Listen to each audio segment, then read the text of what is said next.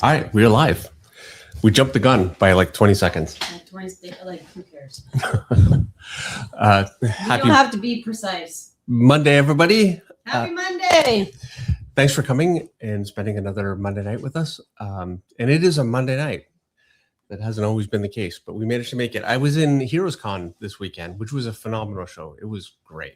And let me say, last Monday we had another baby horse. So it was fair, legit reason. We did have an excuse. So, well,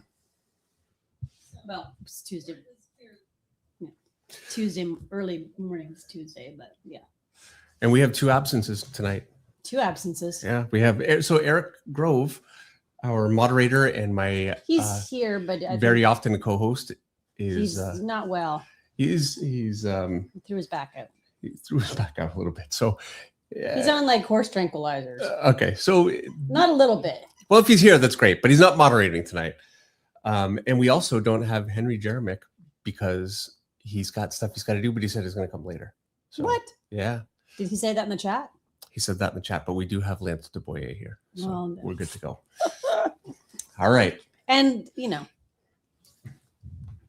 got me. And I got you. So we're drawing He-Man tonight.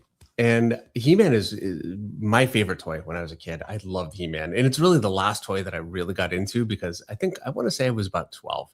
That's kind of where you start transitioning out or your friends bully you into transitioning out, which is more what happened to me, really. I think I would have went on a lot longer. I probably missed out a little bit.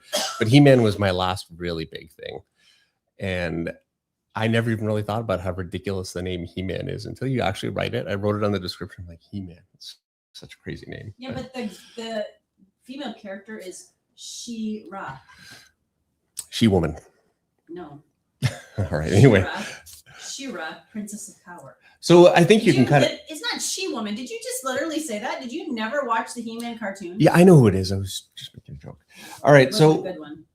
Thanks. Here's my layout. You can kind of see it over here. So I am going to go ahead and get started. I just threw that layout together a minute before we started tonight. So I'm going to draw him pretty low on the page because I want to have room for his sword and for some lightning and maybe some cool stuff. So here we go. Who's your favorite He-Man character, Meredith? She-Ra and her horse, obviously. Did you ever actually watch it? All the time. Really? Yes. Look at when I was a child, we had an antenna. We did not have cable. And so you would sit there and every Saturday morning you would have cartoons on. And it didn't matter what cartoon was on. You're watching it. That's, watching us. Yeah, I remember. Thundercats, He-Man, Astro Boy. He was on at like 6 in the morning, Monday to Friday. I remember watching a Rubik's Cube cartoon because it was on. Yeah. So yeah, fair enough. It is not like these days where you can stream cartoons on Crave and Disney and Prime or like there's a whole Cartoon Network. No. TV was like gold because we never got to watch it. Well, you and me both. I was actually not really allowed to watch TV. So when I watched He-Man, it was over at Dave Carcass's house next door. Yeah. So there you go. This is why we get along so well. I grew up in the country, you grew up in the city, and yet so similar. So similar. So similar. Maybe that's why our parents also get along so well. Yeah, they really do. We're lucky that way. Yep.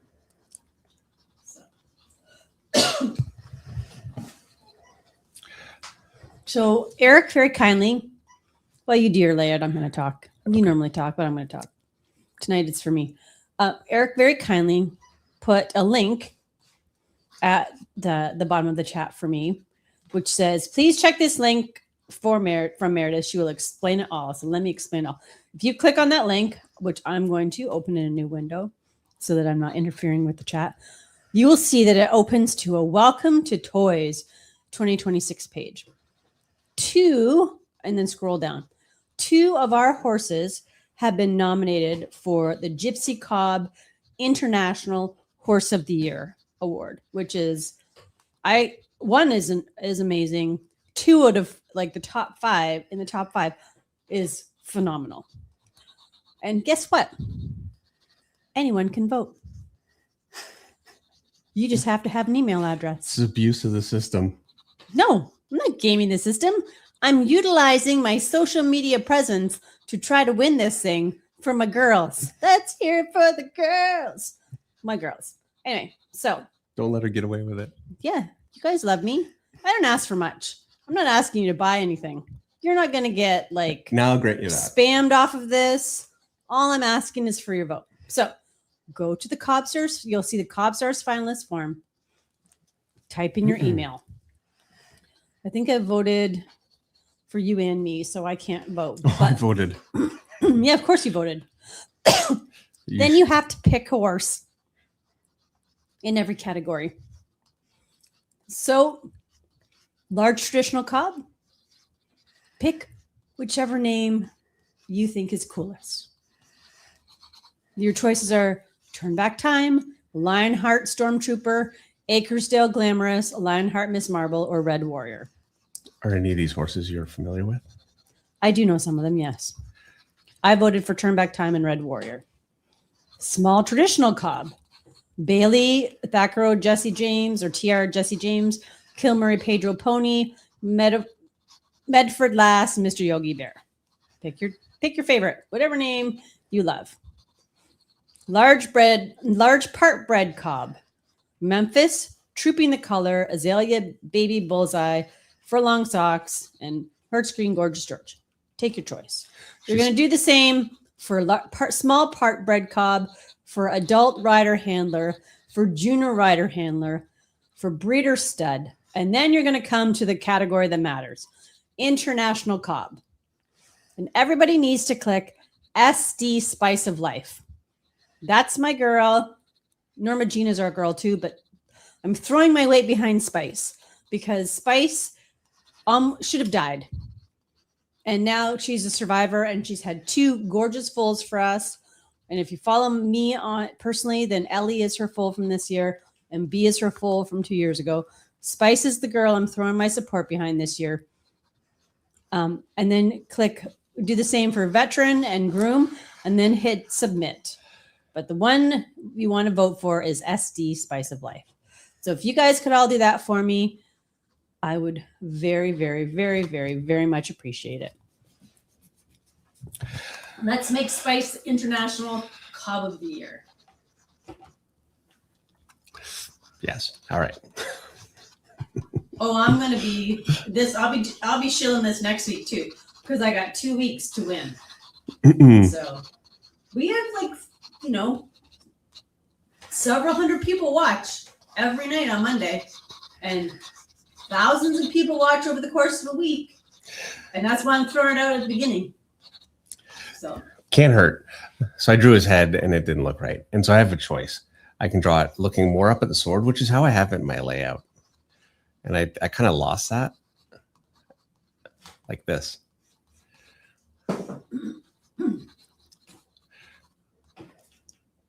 Or I could do it like this. Greg Static Art has a super chat. Greg says, "Happy Monday Night Draw. Solid choice." My suggestion, you, Greg. FYI, people. So if you're enjoying He-Man, then you can thank me by voting for my horse. Or I could do it more downward like this. Sheldon Martin says, "How many votes do we get?" I guess as many emails as you have. If you have more emails, you get more votes.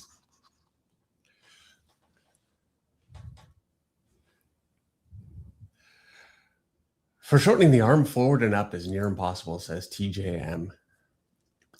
Oh, and John Marshall has voted for you, Meredith. Thank you, John. As much as I feel like we're corrupting the system. Captain Tokyo voted. Michael Gardner voted. Just voted. See, you guys are you always support us. You're they the like best. you more than they like me. That's really weird. JDSET. I voted Meredith. Thank you. Art9 says, "I don't know which one is your horse. It's SD Spice of Life. She's in the international, I think it's international cob is what it says. It's like the third from the bottom." Mm-hmm. Kind of fighting with this a little bit. Zayla says, "I voted." Thank you guys. You guys are the best. Jessica McDonald voted. DJ Jump TV said SD Spice of Life. Good luck, SD Spice of Life. Thank you guys. You guys are the best. See, you guys are the best. I don't like his head down. Anthony Bell 88 says, could you specify in the chat which option to vote on? I've already forgotten half of them. Just pick dealer's choice for all of them except International Cobb, Anthony. Pick whichever one you like, except International Cobb, and then vote SD Spice of Life. Sheldon, don't vote for Norma Jean with your other email because I don't want to split the vote. I want Spice to win. I love Norma Jean dearly, but I want Spice to win, which is why I have to direct the vote because otherwise we're just splitting the vote. You know what I'd like to have? That horse, Turn Back Time, is a popular horse, so I want to beat him. You know what I'd like to I have? wanna win. I'd like to have favorite artist awards. They do. They're called the Eisners. But for actual favorite artists. I'm going to pretend you didn't say that. Oh, I said that. I think it would be nice. Like an actual fan award would be nice. Like an award that, you know, represents what fans are into. Like I think Nick Dragotta would have to clean it up this year. I would have like, come on, right? I would vote for Nick Klein probably still.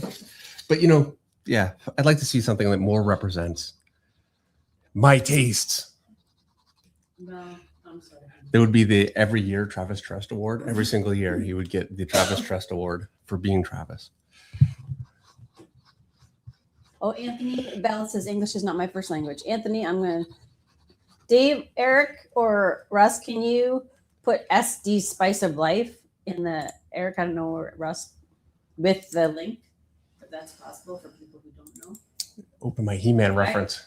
I don't want to assume people. Foreman Film says, did my civic duty. Black Star says, just voted. Well, thank you, everybody. Thank That you, is very everybody. kind of you all. Like, really, it's... To Tiger Moon Studios says, since we just had Heroes Con, I'm surprised you're doing a live draw tonight. And he's doing it for his wife. Black Tiger says Dan Moore and Jorge Jimenez. Again, like super solid choices. And where are their awards? Okay, I got some super chats I'm behind on now. Logan Welch has a super chat. Logan says, have you done any videos of all the camera angles that you can do in comics and some of the not so common ones that you really like to use, like explain the Dutch angle and all the others, please? Dude. It's an amazing suggestion. What a great suggestion. Thank you. Who was that? Logan Welsh. Logan, thank you very much. That's an amazing suggestion. That's like such a great suggestion. That's okay. So That's going to be the next video, Logan. it is Guaranteed. actually not because I already have my video for this week planned. This week's video is actually going to be Second to the next. second to the next. This week's video is going to be based on your friend Lee Weeks. Oh, I love Lee. Yeah, he's How can you not incredible. love Lee? Another one of my An choices amazing for artist and an greatest amazing artist. human being. yes. And Corin Kaiserstone says the International Fan Art Awards, TIFA for short. Hey, See, shows you what I know. Well, there you go. who's moderating this chat? I'm sorry. I mean, do you need me? I can leave. No, I've don't already go. done my part. I'll stop looking. I've ginned up the votes. Anthony Mayer has a super chat. How many artist choices did you mention out of all the people that picked? Like, oh, what about this artist or that? None. I haven't got that far. Oh no. Oh, okay. Yeah, I'm looking at it live. All right. Anthony says this is a weird looking Skeletor in super chat. LOL. I know. I really wanted to draw He-Man though. I'm gonna do Skeletor, but And Anthony G voted. Andrew Lard voted for anyone but that Finch guy. fair enough.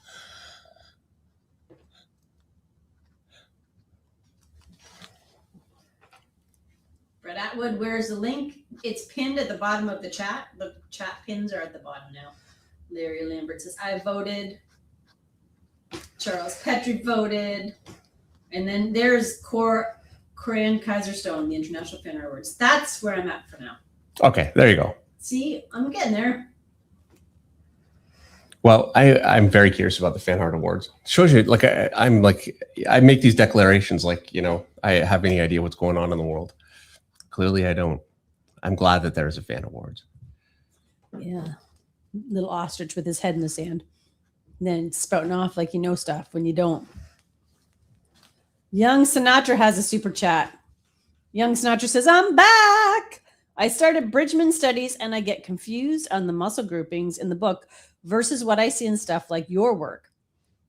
I get that you say we copy Bridgman, but how do I extract the information that's really important? Could you provide an example with the quads? Oh, pardon me for yawning. Also, I will vote for you, Mrs. Finch. Thank you, Young Sinatra. Do you know where your Bridgman book is? I'm looking right now. You know what? Let me find it. It's worth it. Bridgman, here it is. I'm so much more organized than I used to be. All right. So quads. Let's just turn this over. Not move my camera too much. So we need to get the legs.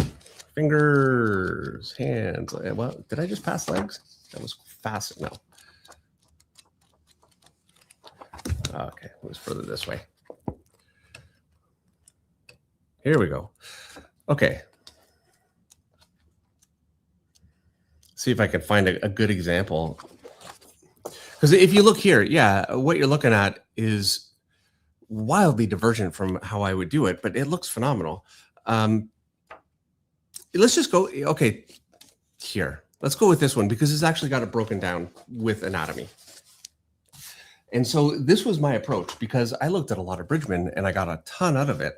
But the thing about Bridgman, the reason why he is so valuable, can you see the Dan Moore in there? I can. I'll tell you that right now. Speaking of fan art awards, according to me. So I'm going to draw the leg.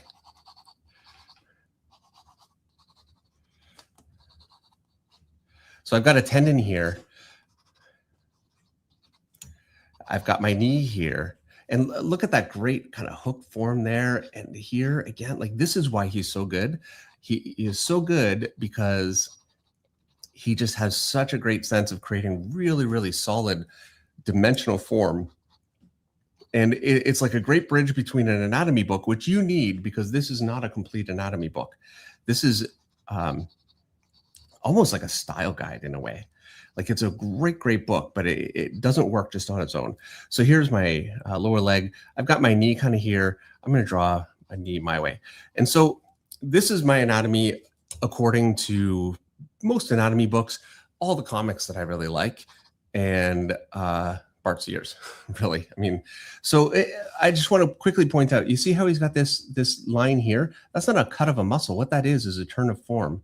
And this is why he is so good. He, like here, again, a turn of form, and he indicates these turns like so well. You just get a real sense of just volume and really nice hard form. What's a turn of form, Dave? A turn of form is, I don't know if you can see what I'm doing, but so I've got a shape here. This will be my, and it's just a shape, right? Mm-hmm. But if I were to draw a line along it, now I've got a plane facing upward and a plane facing this, and that would be my turn of form right here.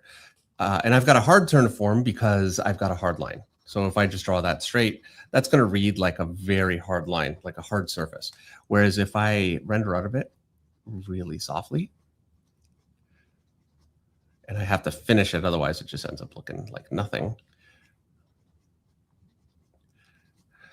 Now you can see automatically that makes it look like a really rounded form. And this is actually a real trap for people that render a lot.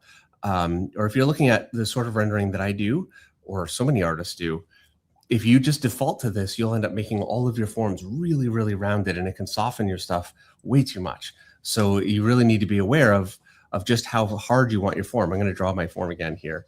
Now I'm going to this whole thing about rendering. But if I draw these lines really short, I'm going to end up with something that's not fully hard, but a much, much harder transition. And you can see the difference. Anyway, so I've got a turn of form here, which I think is great. He's got this muscle up here. He's got this muscle here, and the general placement is really good. The shapes are really good, and they're very clear. They're not just like soft shapes like this, which you'll get from anatomy books, which are, you know, there's some accuracy to them, but they just have no life to them. So this is where Bridgman's so great. But I had to, when I was studying Bridgman, I had to filter it through what I was also trying to get out of my artwork. So I've got a muscle here. I've got a muscle here. He draws his. If you look at this, way up here. I mean, really, really high. And that is higher than I think it actually is, truthfully. But look at that knee, you know? So you pick up the things that are really, really solid about it. Like, that's so great. And it's a very simplified form. It looks great. Love it. But I'm going to lower that because this is much more like how I would do it. This muscle here connects in just about up here, and it looks like this on a real human being too. Anatomy books always draw it as all the way down, and it doesn't actually appear that way, and it can really throw people. It certainly has thrown me. So that is how I filter it. I learn, and you have to learn where your anatomy goes, what you're aiming for. So, you know, you have artists that draw muscles in a certain way, and that's what you want. Like, I really wanted a lot of Alan Davis. I love his anatomical structure, and Frank Frazetta. And so I picked those things up. This is a really great supplement for getting you really great constructive forms. So you have to put this book in its place. Beautiful. I think Young Sinatra said, "I'm so happy right now." So thank you for that, Dave. Oh, you're very welcome. And apparently, Coran Kaiserstone says it's not actually a thing. I'm just going off what you said, that it's a great idea. So there is no fan awards. Oh, no? No, but what a great idea. Like, he came up with that so fast. We all believed it was a thing. Sounded legit. It sounded so legit. Wow. So legit. Let's make it happen. That should be it. We should make it happen. Chris Reader says, my vote is in. The Art Bunny says, hi, David Finch. I just want to say you're a big inspiration for me, and I aspire to be like you. I hope you and the lady have a good life. I'm so new to the channel, so it's nice to meet you too. Well, thank you very much, Art Bunny. And Venezia USA Jardim. It is the brown horse with the white legs and the flowers.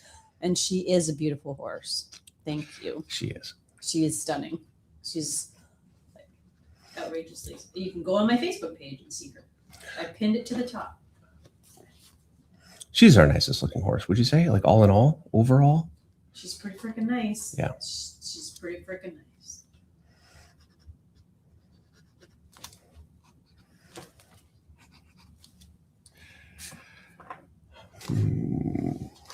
Got all my tools. I'm really kind of lagging today. Well, we took a little detour there. That's all right. Are you Well, just feeling slow? I'm feeling slow. I had a convention, and You've been drawn all weekend. yeah, so it's been a all right. long. Take it. I really went through You're not in the. full. Is that your convention wristband on your wrist still? Oh yeah, it is. Well, I've had it on since, you know, because it doesn't come off until you cut it off, and then I just forgot about it.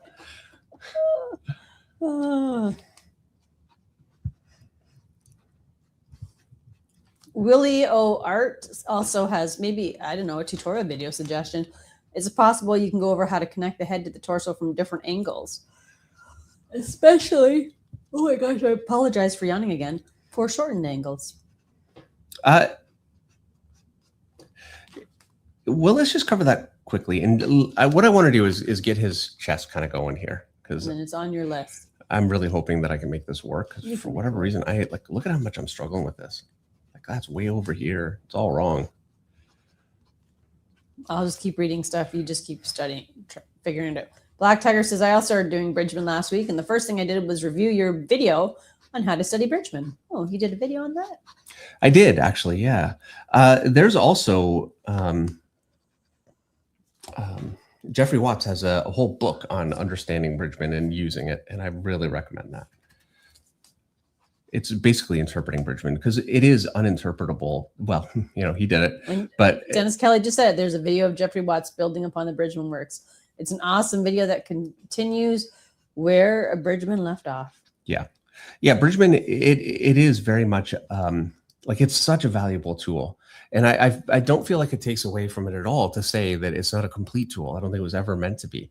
Like, there's a big section just on rhythm, you know, which is so important. And this is, I think it's a tool ideally for people that already have a certain understanding of anatomical form, where the muscles go, that kind of thing, and how to, you know, start really bringing that out to the next level with like some character to the line and the flow of the figure, that kind of thing. Brett Atwood said, I voted. And Casey Snipes said, oh, That's where I was looking at. S Art said, I vote even though Dave said we are corrupting the system. You're not corrupting the system. And then, but since I mentioned Casey, I'm going to read Casey's comment. I don't art much anymore, but I'm curious for you artists, how did the Stonehouse Anatomy book stack up? Did you read it? Did you see the Stonehouse Anatomy book, Dave? I've got it. Yeah. Did you like it? Okay. Truth be told, I've been so busy that I have it, and You've not looked at it? I flipped through it and it looked great, and I just have been so busy that I have not had a chance to really properly go over it. So yeah, I will, and thank you. And I thank everybody who's voting. I very much, very, very, very much appreciate you guys. Okay, does that look all right? I think it looks good so far. I think so. Okay, so I'm behind. I don't know. Like, here. I'm always a lag. I'm gonna look at it on my screen. I've got my reference up, but I think I'm kind of done with it. Do you have a mirror? Look at it from, You know what? I do. just look at it in the mirror and see if it looks right. All right, let's grab the mirror. I don't like it. Bring his arm out just a little bit this way. It's just cutting in a little bit too much. This could be a real problem right now. Like I could end up having to really start fixing things. The problem is with this kind of an angle, if it's not right, it is not right. Like you're not going to recover. Take your time. I won't complain. Let's take another, see if that kind of helped. Because you're doing this for me tonight. You're so sweet. It's wrong. I have no choice but to just fix it. So it's wrong because it's just too close to his head. Like I'm cutting off his shoulder too much. So I need to bring his shoulder more like here. Let's just erase all this. And I'm going to bring his arm out here. I'm just bringing it. If his body was tilted more to the side, it would be fine, but it's not. And so it's just looking really strange.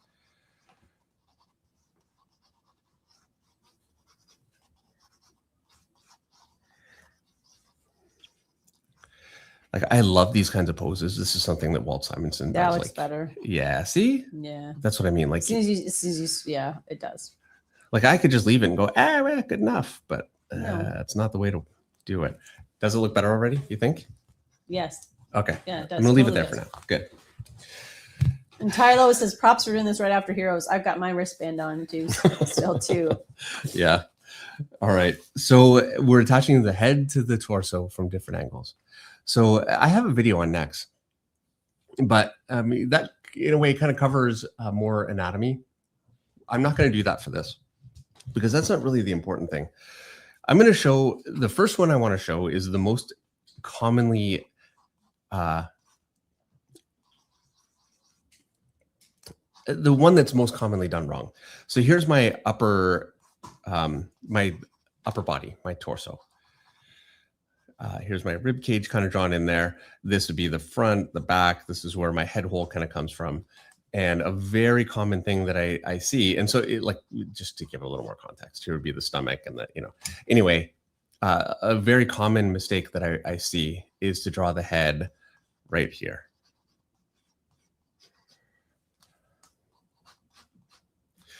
And I tilted it toward me, so it kind of mitigates that problem a little bit. But if I tilt it away like this, the problem is with the angle of the body, my head would actually project out this way more. And so what I would need to do is I've got my neck here. I'm going to draw out my neck. It would actually project with my body like this. And so my head would be more like out here. And that is a really common thing. So, and you can see how it just fits on the body better. That is the most common mistake that I see. I'm going to draw the side. So here's my torso from the side. I always kind of project my back backward and my chest out because it's superheroes, Here's my armhole. And so my neck doesn't come just straight up. It comes forward like this. And then when you attach your head, my ear is going to go just about in the center of that hole. It's going to be just about like that. And we're going to draw like a 3/4 back.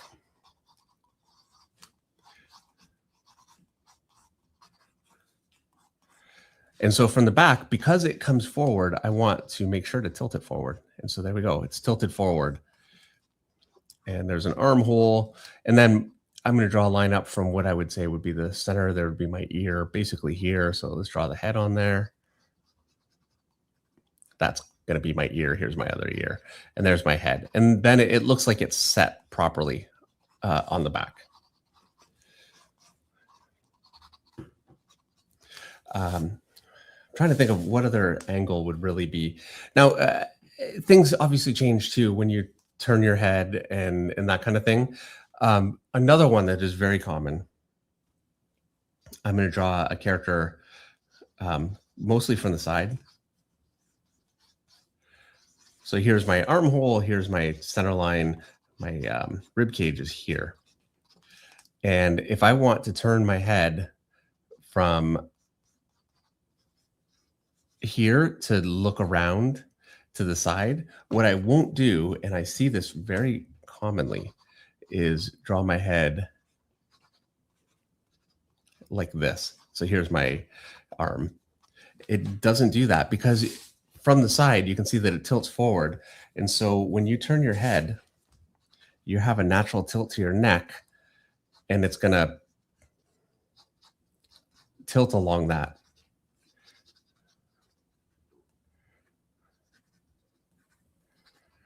And you can see that looks much more natural. So that's a very common thing that I see also. So there you go. There's a few common ones. I'm sure I'm missing quite a bit. I hope that helps somewhat. I mean, you know, we could do this all night, but we also have this. Beautiful. Dan Short has a super chat. First time catching the stream live all the way from Australia. Ooh. Love watching you create art, especially the mixed media painting videos.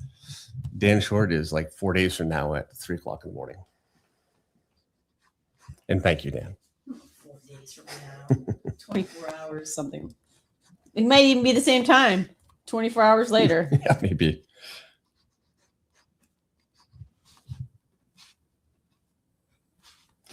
Like, yeah, you know what? Man, am I ever struggling? I don't normally pencil quite so much, but my head's not, and I'm actually glad that I didn't. I'm penciling a little more tightly because Maybe obviously it'll make you won't have so much white out. well, I'm making mistakes. So Yeah. It's better to be penciling if you're not feeling, Feeling all confident. it's not like I wasn't working today. So I should be Were you warmed working up. today? Yeah. I thought you'd take the day off. No, I Maybe don't have, that's a problem. I just don't have time. No, I know you don't.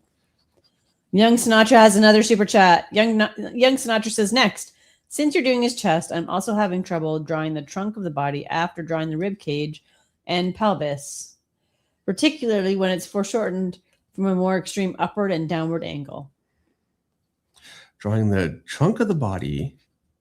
After drawing the rib cage and pelvis. So just, I think, the middle section. Oh, I get you. Okay. Well, let's get the legs in. Yeah. And then you I'm can going to get the legs in and then you can and do try that. and fix it from being way too small, which it is. See, I'm fighting it. It's that kind of day. Venice USA says, at the end, Dave will scream, I have the power! Yeah, let's all hope. Or did he say it? I have the power. Is that how he said it? Yes. Is that more accurate? Yes. I think, that sounds pretty accurate to me. I don't know. It's been a long time.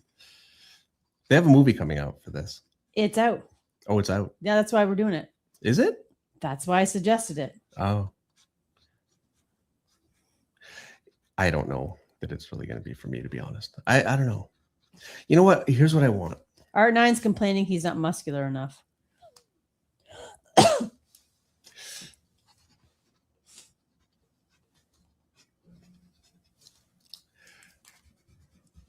Bigger muscles. Made them too small. Here we go.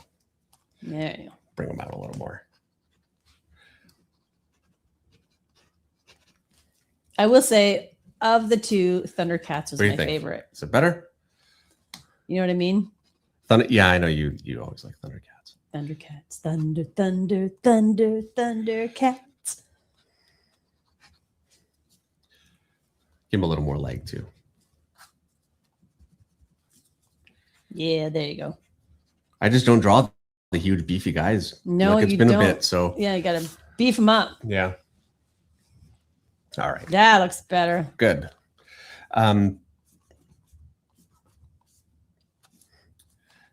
I loved He-Man, and He-Man was not a joke. And I just worry that they're going to treat it like a joke. Oh, you think the movie's not good? Like if it's ironic or whatever. Has anybody seen the movie? Is it ironic or is it actually, does it take it seriously? I'm drawing the sword kind of horizontal. Because if I drew it vertical, it would come off the page. Really. That's entirely the reason why. I know it, strictly speaking, should be more vertical, but it would be a problem. Sorry, Dennis Kelly. There's only so much room on the page. Like if it were a cover, I would make the same decision, because for me to draw the figure plus the sword all the way up, it just makes the figure too small. Don Draws Stuff says, hey, Al, it seems like everyone's drawing He-Man tonight. Ethan Manskyver and Dan Lawless are drawing it on their stream as well. There you go. So it was a good call on my part to say He-Man, because it's a He-Man kind of night. It's a popular choice. Popular choice. Well, the movie's out. Yeah. Well, again, I just hope they do it well. Well, let's see. I'll scroll down through the chat. All I can say is Charles Petrie said, I like the cameo of You Know Who for anyone who saw Masters. Oh, I did that. Well, Charles Petrie's comment started with I like. So, take that as a positive sign. Yep. And Andrew Law Art says it's 9:30 a.m. Tuesday. That must be in Australia. So, yeah, not 4 days from now. But I thought 24 hours, but not even that. More like 14. Here, and Henry's here. Oh, you made it. All right. Good. He wants to know if maybe his other arm could hold a shield, but if not, no problemo. It looks great. I'm not going to do the shield, Henry, just because I only have one picture for reference and the shield's not on it. And I don't want to start digging for reference. Honestly, that's really the reason. It's a bit of a weak reason, but that is the truth. Yeah, look at this. Like things that sometimes, by the way, it's really... I woke up Art 9's cat with my I have the power scream. Sorry, Art 9. Apparently my horse videos get dogs barking. So, I have the power. Wow. Way to tie it in. I don't know.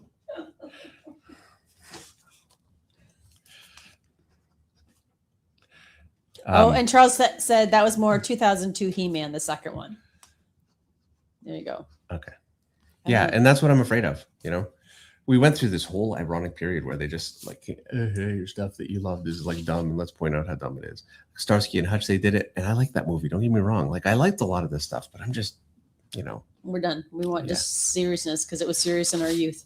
Spooderman has a super chat. Spooderman wants to know, how do I know if I'm ready to study from Bridgman? If you can draw every part of the body from any angle and know where the muscles go and be able to construct it, no matter whether it looks like really nice or not. But if you know where all the, and when I say muscles, I'm talking about broad muscles. Like your quads are, you've got this one here, this one here, this one here, and apparently some other muscle somewhere for it to be 4. I don't know. I think this is like split into 2, whatever. You just need to know the broad forms. You don't need to know every little striation. Maybe there's somebody out there that knows all of that. I sure don't. But once you get to that point, then Bridgman is very, very useful, I think. I think you'll still get a lot out of it even before you do. Like, you'd still benefit from it, but you'll certainly get more out of it if you have more of an understanding. All right. Larry Lambert. Meredith, my birthday is this week on the 17th. Can you sing me happy birthday, please? You know what the answer is, David. Oh, yeah, I know. Happy birthday to you, Larry Lambert. Happy birthday to you, Larry Lambert. Happy birthday, dear Larry, on the 17th of June. Happy birthday to you, Larry Lambert, 5371, and many more. On the 17th. Does that even count? It's 2 days from now. Yes. And did you like how I threw in the end of his like? Yeah. I knew I was going to get you with that one.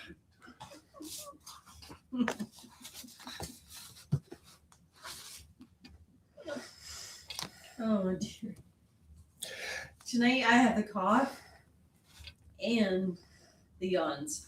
Don Drostuff says Masters of the Universe was excellent movie. Dave Merritt 2000 ticket. Oh, all right. Okay, well, I'm taking your word for it. And Eric Jr. says, I don't have money for a super chat. But if I did, could you draw Ash Williams? Because I'd love to see him in your style, please, one day. Thank you. Do you know who Ash Williams is? I do not.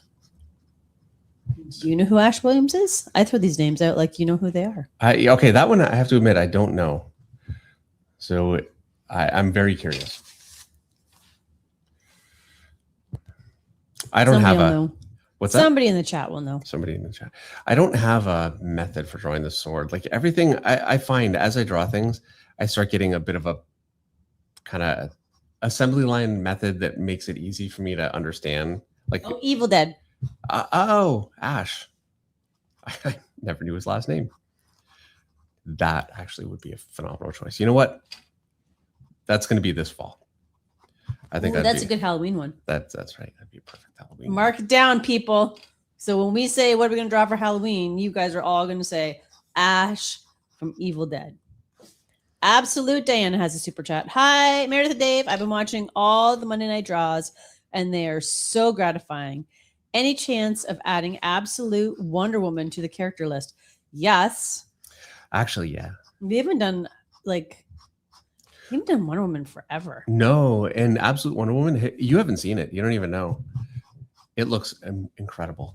Yeah, let's do it. It's got like a sword that is like the size of a big piece of drywall. She's pretty awesome. Amazing. You know me, I love my Wonder Woman. Yeah. So yeah, I think that'd be a great choice. This is too far out. See, this is where if I would have started with that center bit, man, am I fighting it tonight?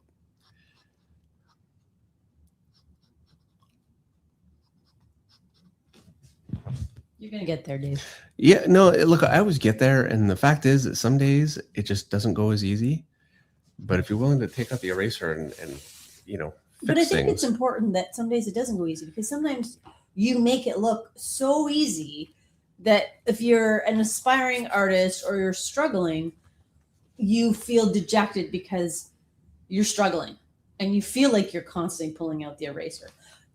I think, people can correct me if I'm wrong, it's gratifying to see people that you view as a role model or as a mentor or as someone you aspire to be, to see them struggle the same way that you're struggling or struggle differently, but to know that even the greats struggle. You know what I mean?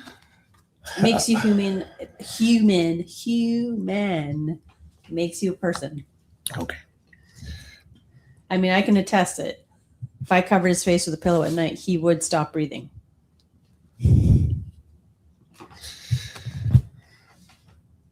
It's a strange place to just go to. You're not a robot.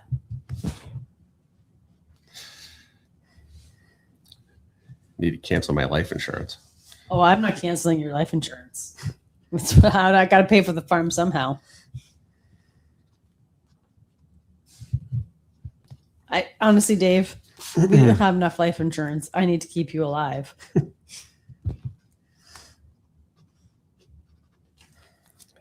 I think I'm kind of almost there with enough of this kind of working. I'm just going to take one more look at it in the mirror and just make sure that I'm comfortable and I haven't made a mess. And if I'm still good with it, then we're going to actually start inking this thing and getting going. What time is it? 7:44. Yeah, I'm behind today. Let's see. It's all right.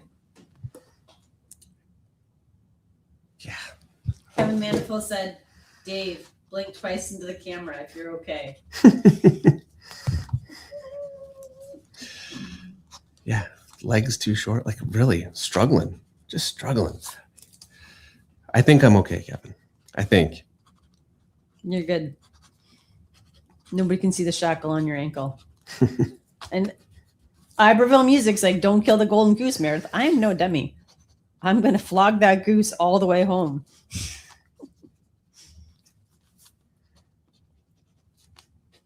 No, you know I love you. I know. What would I do without you? All right, we got a super chat. Acadian Comics. Acadian, I wonder if they're Canadian. Thank you for the Bridgman study video a while back. I've been practicing how you showed, and it is amazing what I can remember. I look at the book, draw the forms twice, then do it without the book. I'm so glad. That's great. And it's the way that was taught to me by Kyle Hotz. And it was a study technique that he suggested for Bridgman. And I've just used that for everything over the years. Because it was just such great advice. Like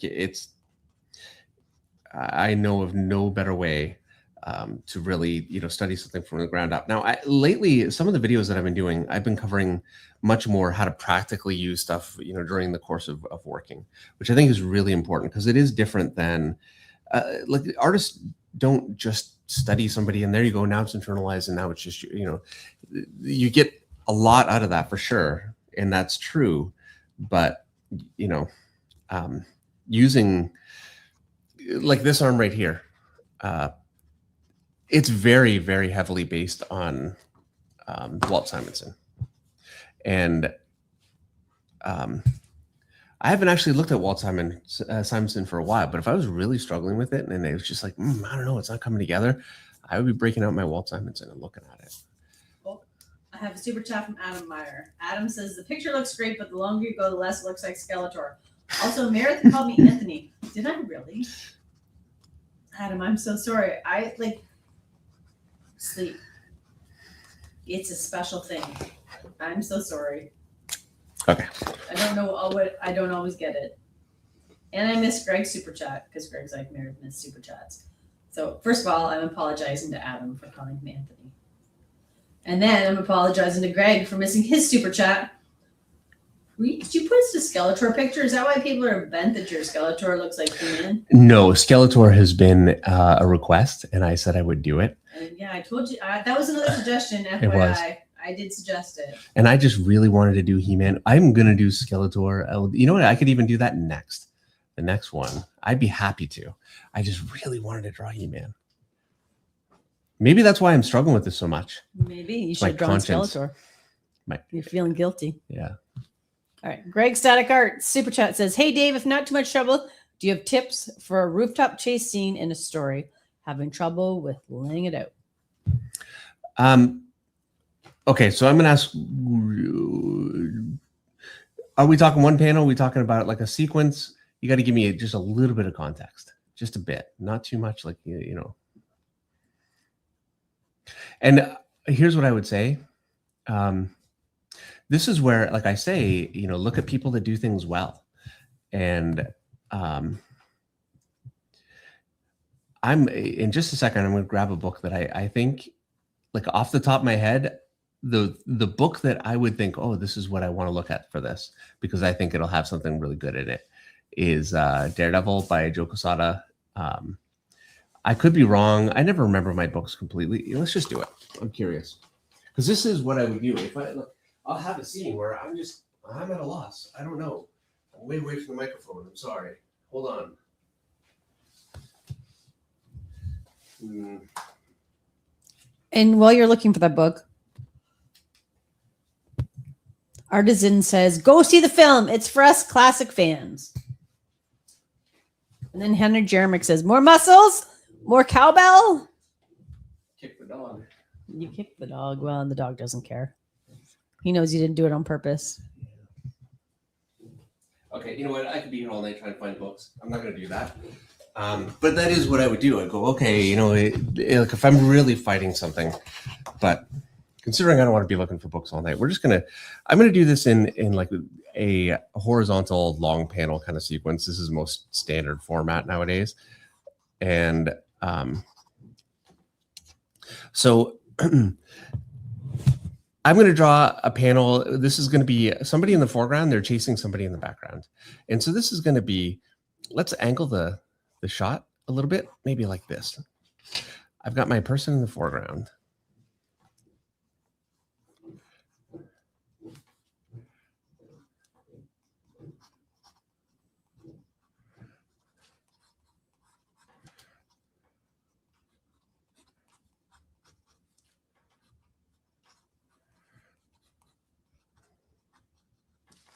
And I've got somebody in the background. And I'm kind of going with the general rule of thirds. It's not perfect, but.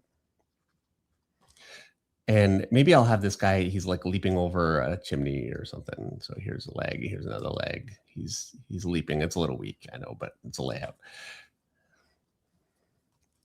You know what? Yeah, I do want to go with that. It's just not great, but just for the purposes of a layout, bear with me. Okay, so now it really comes down to actually establishing that background. So the way that I like to do it, some artists can just throw stuff in. I can't. I have to actually have some kind of perspective. It just makes it easier for me to think.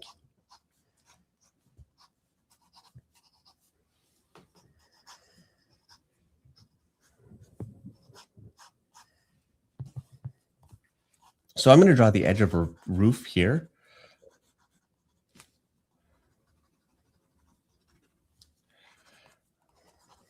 Maybe like one of those rooftop entrances. I could draw like some chimney kind of stuff here, whatever. I'm going to fix this figure because I don't like it. And let's establish my other building here. Here's a window, another window.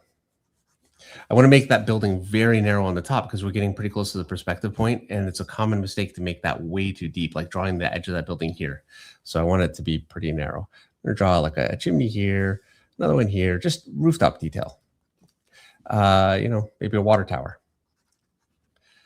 And because I'm just roughing this in fast, it's probably not going to be like compositionally ideal, but anyway, there's my other rooftop. I'm going to draw this guy like leaping from one roof to the other. So here he is. He's got his leg out and he's like leaping. And I basically do the same figure again. But, there he is going onto another rooftop. Some bricks here. Draw a fire escape. Basically, roof detail. And then I'll draw a couple of buildings behind it just to kind of fill it in. And there you go. There's one figure on top. And so this could just as easily, I just want you to bear in mind, this could be a road just as easily. Like I could do this panel and I could just draw cars and these would be the storefronts of buildings. There is no difference. It's just the thing that you're drawing them on. Like if I could draw another scene, like here's the edge of a building and one guy's leaping off of the building coming out and the other guy is like, landing and you just maybe see his leg on the edge of, and my perspective is like this. So you see the other guy's leg as he's leaping to the other building and you're looking up into the scene, window. So here's another example that would really work because you can look up at it and that would be maybe a little more rooftop specific. Chimney. Is it a roof without a chimney? No. I guess another panel. I'll just do one more. I could draw, and now this could be, again, just on a road. It just doesn't matter. I'm looking down into the scene.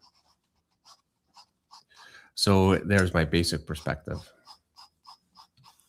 And so I've got one guy here. Rule of thirds, again, just it always works. He's running, and I'm going to do a terrible job. And then here's the other guy. And if I want to, this guy's running away from him. Man, is this ever bad? I'm trying to not take the time to be drawn in tight figures, and I'm paying for it. Anyway, those are two people. Bear with me here. So to make this really work, though, it's very empty. I'm going to draw like a big building up here, some windows. That's actually kind of a bad angle. Let's see. Hold on. The window should be this way. And some more like rooftop detail here, and then like the edge of the roof here, and you get some buildings over here, and a chimney, because again, but put some detail there. There are so many examples of this you can find, and this could be any kind of a scene. That could be in a mall. So I guess what I would say, aside from a shot like this, generally speaking, you don't want to get too caught up in where something is, because all the same rules apply.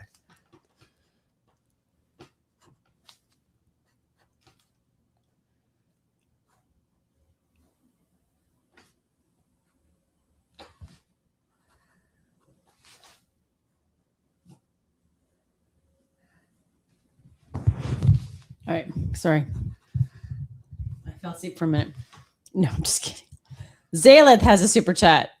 Dave, 1. Is it just me, or is the crossguard on the sword off center shifted a bit toward the camera? And 2, could you discuss the different techniques used for form shadow versus cast shadow? Thanks. I'm not seeing that the crossguard is shifted right now, just looking at it.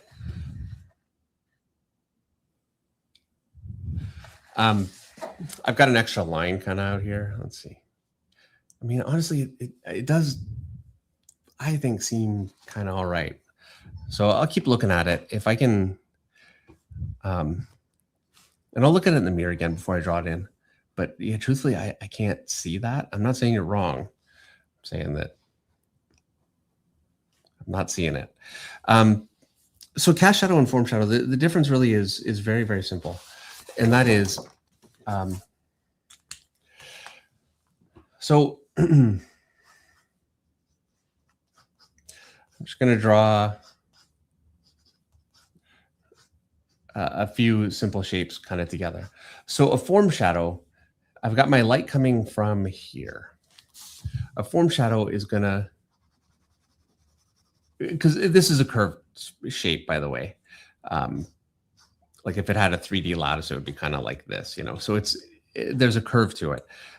And so the shadow would be kind of here, and that's just really away from the light. And that's a pretty simple thing to understand. I'm going to draw another cast shadow, or another form shadow on this piece, and then another one here. And that's just form shadow. A cast shadow would be this piece is in front of this piece, and so it would cast a shadow back over this piece. And this piece here would cast a shadow over this piece here. And that's really all it comes down to. I don't know that I really created the best example to really get that across, but probably maybe an easier example. I should have just done this in the first place. If I'd have known that, would have kind of not looked the best. I'm going to draw a nose. So here's my form shadow on the nose. So this is the actual nose here, and my light's coming from the same direction. But because the nose projects out from the face, obviously, it's going to cast a shadow onto the face behind it, and that would be your cast shadow. And that's really all there is to it.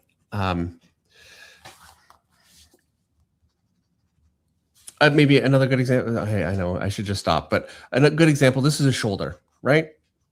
So I've got my shadow on the shoulder, and then this is my tricep behind it. If I've got my light coming from the same place, I would cast a shadow down over that tricep, which you see, in photo reference too. And so there you go. That's why that would round around over that muscle there, because this is casting a shadow down over it. So that's the difference. And the other thing that's very, very important to know is you can render out of form shadows. You cannot render out of cast shadows. It will destroy your picture. Cast shadows are always hard. For the purposes of drawing, they're hard. For the purposes of my understanding of drawing. And I'll keep looking at it. If it still looks, or if I catch it and I can see where it's off, I'll fix it. Greg said just one panel. for the rooftop scene, but I think you already did the rooftop scene. Okay. If I were you, Greg, I'd do the one where you're kind of looking up at the scene. It's just more dramatic. I like that. You can find a lot of examples in a lot of different books. Like I'm thinking of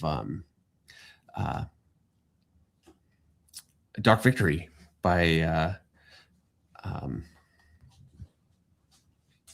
my gosh, my brain, man. One of my very favorite artists, Meredith. He passed away a few years ago. Tim Zell? Thank you. Jeez. Sometimes it's really like I just struggle to remember, and then when I can't remember, it's just gone. And like there are times I'm like, whatever, and then there are times it really bugs me. It's all right. I got your back. I'm here for you because I had the same problem. It's your filing cabinet's filling up problem. Yeah. Young Sinatra has another super chat. I'll figure out the trunk. My last question. When drawing detailed muscles, how much of the muscle striations and tendons are you kind of making up, like on the interior of the upper leg and the forearm leading to the wrist? Also, I voted! Thank you, Young Sinatra. How much do you make up, Dave? It's all made up. And it is made up with a I don't have this book anymore. Otherwise, I would want to go and bring it out because it's one of my favorites. But Joe Quesada did Sword of Azrael, inked by Kevin Nolan, who is like, one of the greatest geniuses ever in the history of comics. And he does the coolest, like all kinds of muscles in that area of the leg that I really like. And that is like my template for doing that. So it's not just from nothing, but it's certainly not from like Proper Anatomy either, or at least not from my study of Proper Anatomy. It's from my study of Joe Quesada. Charles Petrie apparently misses Ban the Mall Meredith. But something to keep in mind, Charles, is that the Ban the Mall Meredith did not live on the farm. Yeah, you're a little more chill nowadays. The Ban the Mall Meredith lived in a house in the suburbs. And how could I be upset? It's the time. Look, Ban the Mall Meredith is a winter Meredith. Right now, the sun is shining. It was a gorgeous day. How can you be mad? 4 beautiful baby ponies frolicking around in my field. I got to ride Monster for the first time in 6 weeks. I spent some time with Ben. Like, I had an amazing day. I can't be Ban the Mall Meredith after such an amazing day when my cup is full. I'm overflowing it. There you go. I'm overflowing it. Ban the Mall Meredith will be back in December. I'm going to need to start a ban campaign for anybody that says anything that gets Meredith schmaltzy.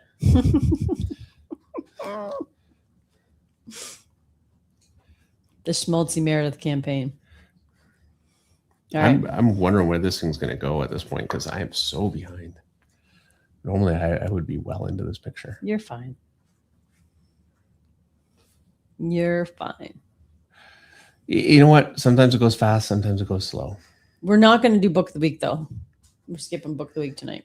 I have a Book of the Week that I really want to do. We're skipping it. I'll save it.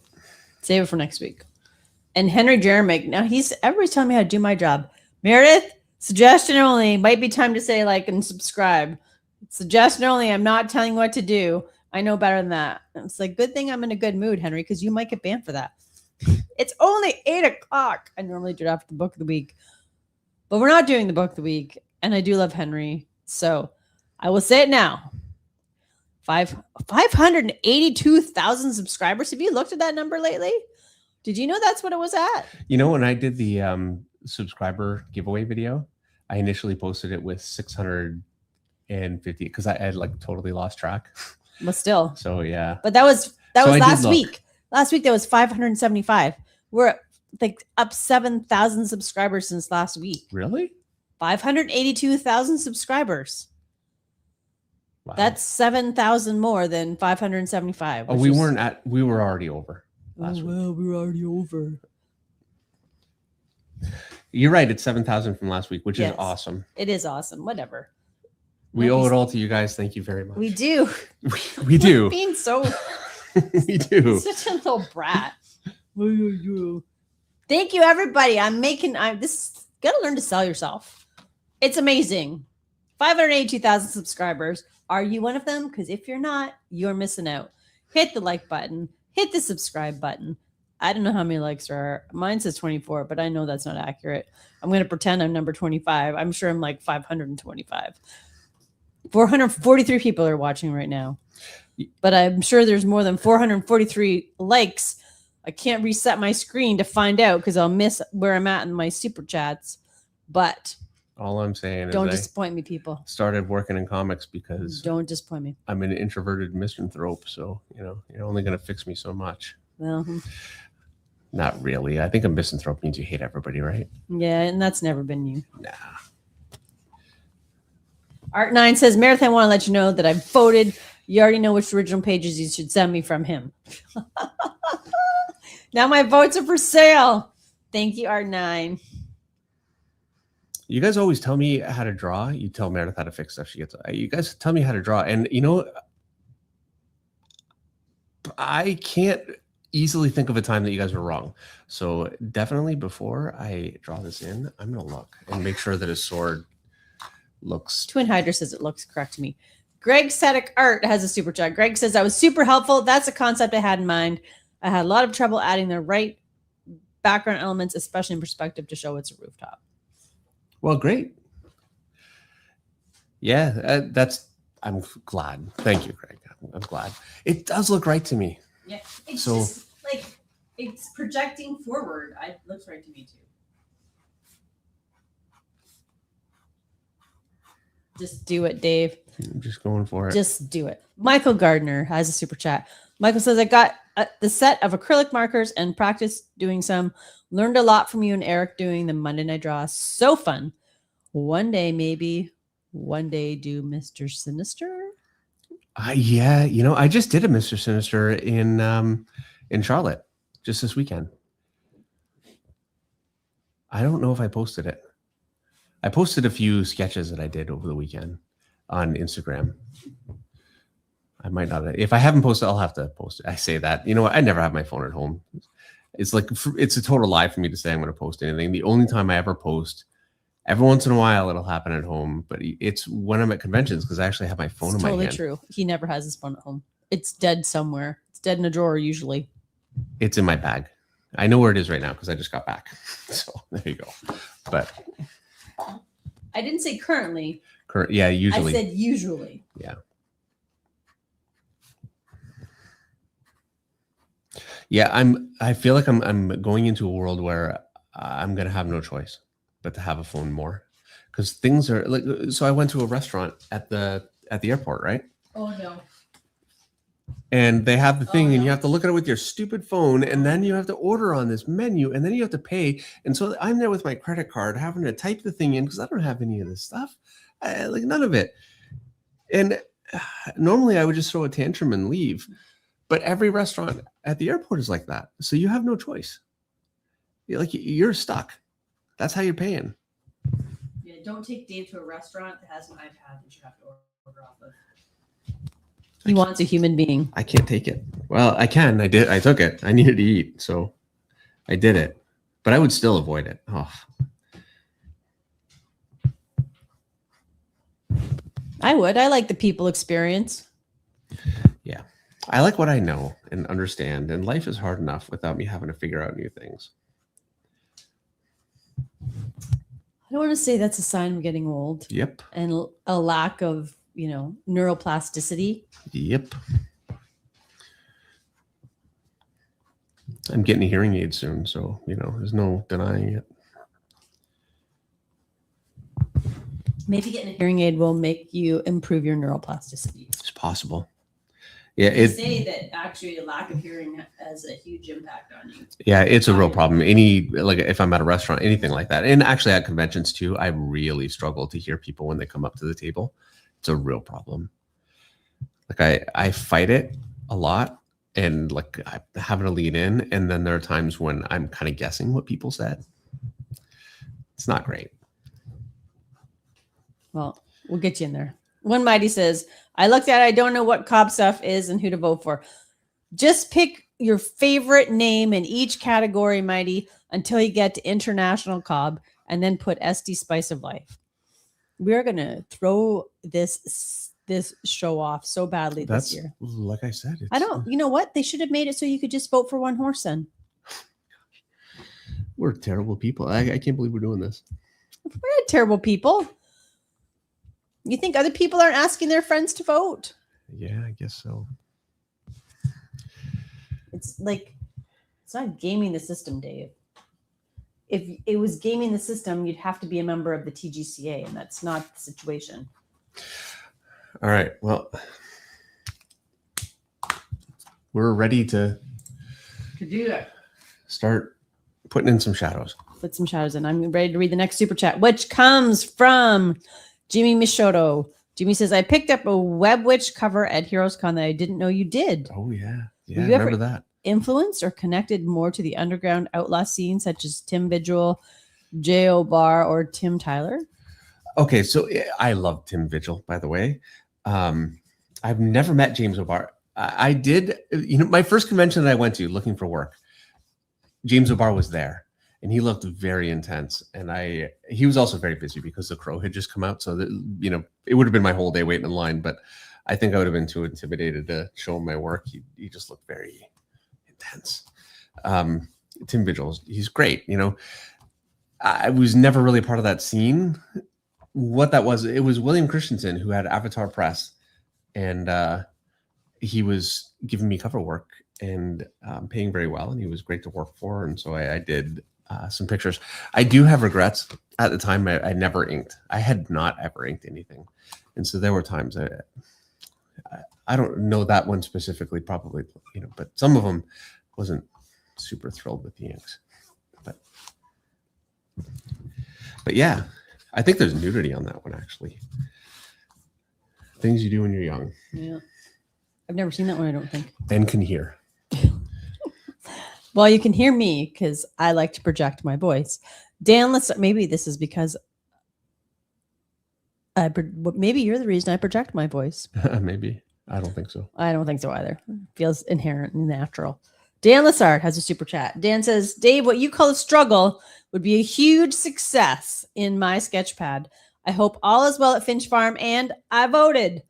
Thanks, Dan. Thank you, Dan. I got to give Dan a call. I haven't talked to Dan for a bit. All right. Scrolling down. Anyone missing? Man, Duff Pappy has a super chat. Was curious when the next review stream would be. I wanted to show you my samples at Baltimore last year, but you were super busy at the time, and I didn't want to interrupt you. We're gonna have to talk about it. Yes, yeah, I definitely want to do one pretty soon. Yes, I can't commit to a time right now. I guess is what I'm saying. I will say this. I do think that the summer is actually a good time to do that because Meredith takes the summer off. And that's like, there's no negotiation in that one. She's taking the summer off. So I have a guest artist coming on. We've talked about it.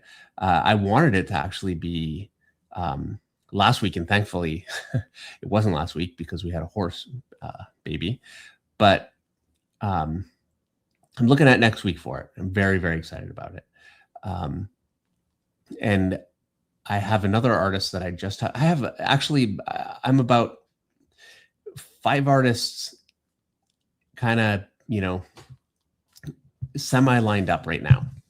And I'm not going to do that many streams over the summer. It would be too much. I've got stuff I got to catch up on too, but I'd like to do maybe, a couple over the summer, and a review stream I think would be great.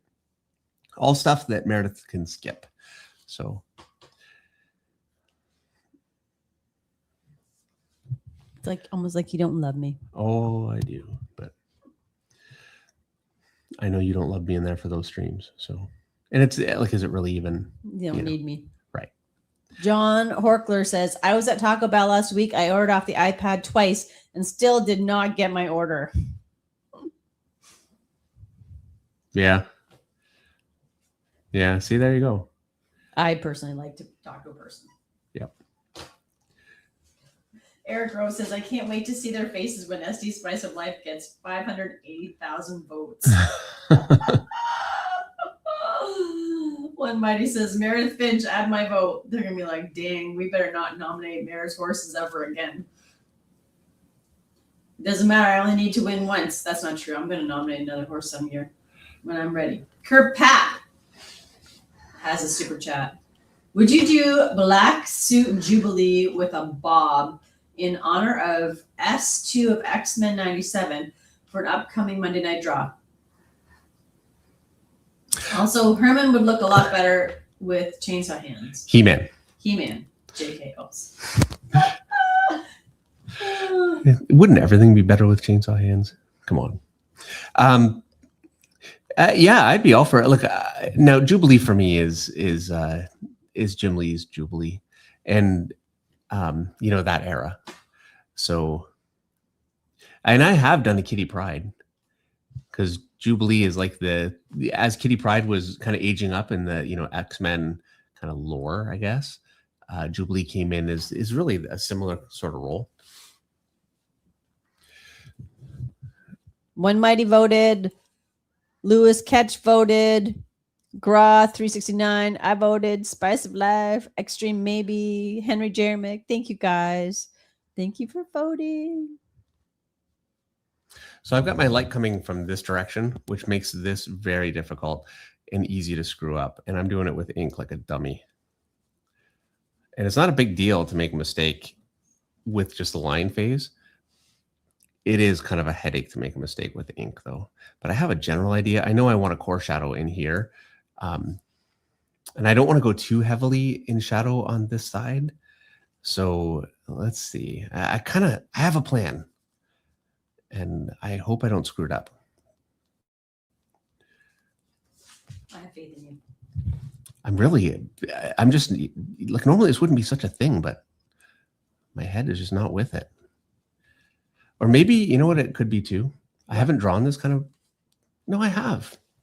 I drew something like this on a terminal cover, like not that long ago. Why am I fighting? I don't know. Just really fighting. Some days it just works and some days it doesn't. I know you're fighting it. I personally think it's looking amazing, Dave. Thank you. So you may be fighting, but you're winning the fight.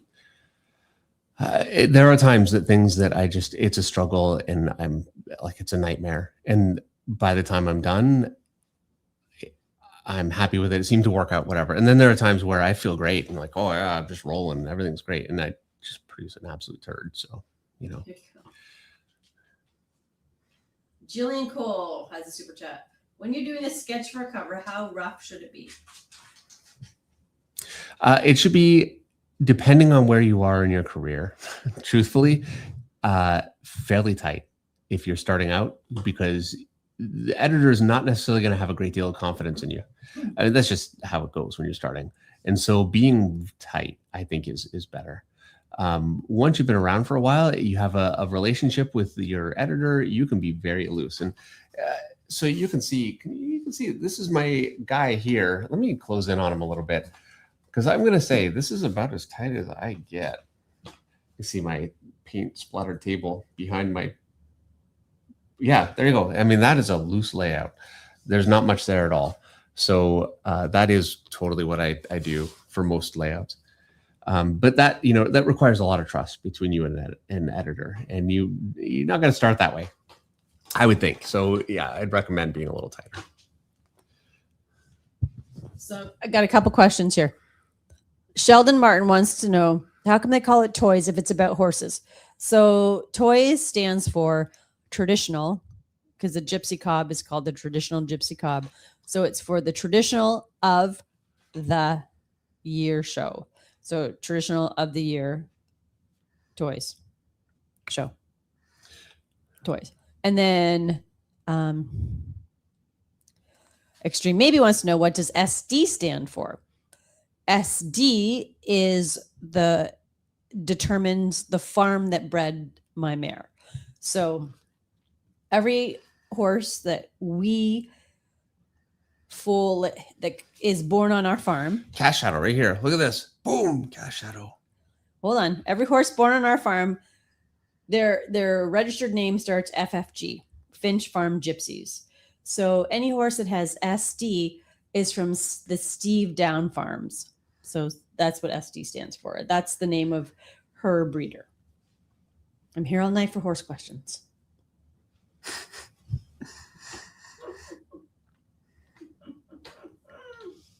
Do you feel like maybe tired, like you're over the extreme tired?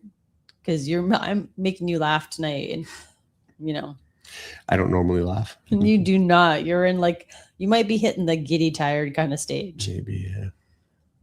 I'm glad we're doing this though.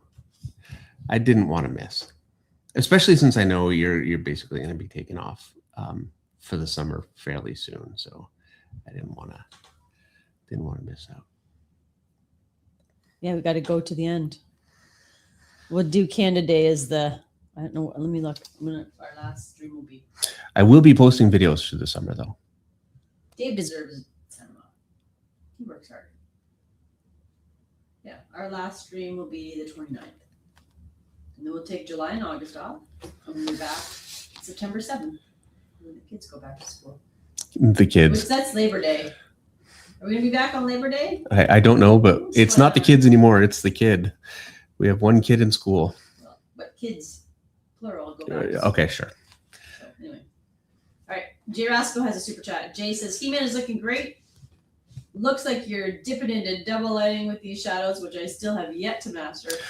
Any tips on double lighting techniques? No, I'm not double lighting. What I'm doing is just because I want this one to not just be totally dark, I'm drawing a light kind of on the underside. So mostly he's not double lit. I do apologize, but I've kind of covered double lighting a little bit in the past. It is a subject that I don't really have a firm grasp on exactly how to explain. And I really want to put some thought into that over the next few weeks. And I want to do an in-depth video, and I will do that. So I have a feeling I know how I'm going to do it too. Next video is coming up. The next one is going to be about Lee Weeks. It's going to be about parallel lines in figure drawing. And very, very interesting. It's something I've been studying for just about a year since I had a conversation with Lee about it. And I've noticed some other artists that do it well. I'm not going to explain it right now. I'll explain it in the video. I hope that I can kind of do it justice. I have asked Lee if he would come on the show. And I don't know if he will. Maybe. I'm going to keep asking, but he doesn't seem like super keen on it. So he might not. But yeah, I'm going to do my best. Quiet sort of guy. Yes. So I'm going to do a video on that. That's coming up on Thursday. And that may be a video that not many people watch, and that's fair. But I really want to do it. And then I want to do something on Kevin Nolan. That's my next one that I'm very excited about. No, but you got to do the one with the Oh, that's right. shot angles. Camera angles. Yeah. Okay, so camera angles, then Kevin Nolan. You know, it's great, actually. It's a good problem to have because I've gone through times like I just don't know what to post for videos at all. Like I did a 3-parter, just this last one, which is always, it's a mistake in terms of views.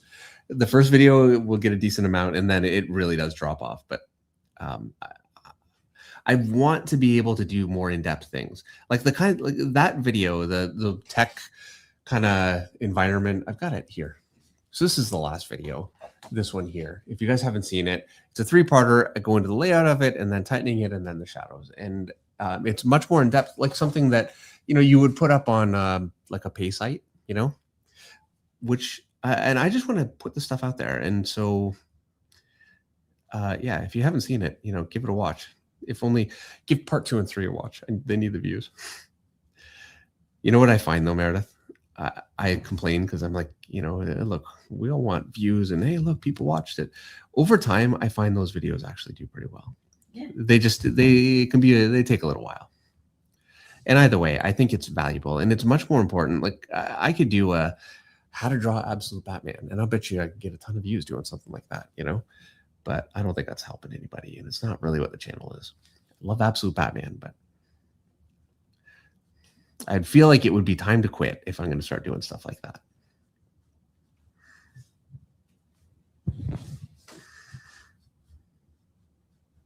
No, no one's quitting yet. No, I'm not quitting yet. All right. Zaleth, Dave, the more I look at that cross guard is fine. My eyes were playing tricks on me earlier when I thought it was off center. Sorry about that. No problem. Look, I want to know, and thank you. And I'm glad that you're like that it's working, and I'm glad. But no, yeah, please don't apologize for that. All the time when I'm drawing, I just you can't see everything right away, and he was too thin, and I would have drawn him too thin for sure had you guys not said something. Yeah, because you beefed him up. Yeah, and he does not look. He doesn't. He looks much better, and I Yes, he beefed him does. up a lot. Yeah, Like he really needed it. he did. Jillian Cole has a super chat. Jillian wants to know, how do you decide when to use a pen and when a felt tip pen when inking lines? So I use this pen to get this kind of thin line, and I like it for two reasons. Number one, this is waterproof, which means that when I use my whiteout on it, which I didn't really actually end up doing because I drew the pencils more tightly, but it's, I'll just do this. Like you can see, it's really easy for me to just go in and just get rid of a line. And I could erase this entire leg this way. It's not ideal, but I can do that. The minute I go on with these ones, these are not waterproof, and I can totally erase it with the pen. It just takes like 2 or 3 passes, and it's frustrating. And it's just a lot more work because I'm putting a lot more ink down. I actually, you know what? I talked to Dan Fraga this weekend. He asked me if I got the paper so I've been using Image Comics paper. Now this is Strathmore, but I've got some Image Comics paper. I'm really being careful to not use it too much. That Dan had, and it was very nice of him. And I mentioned it on the stream that he gave me some paper. He never watches the stream though. So what was my point? Oh, my point is apparently these pens here, these Pentel pens, there is a blue tip that you can get of black ink that is waterproof, because this is not, which is a real problem.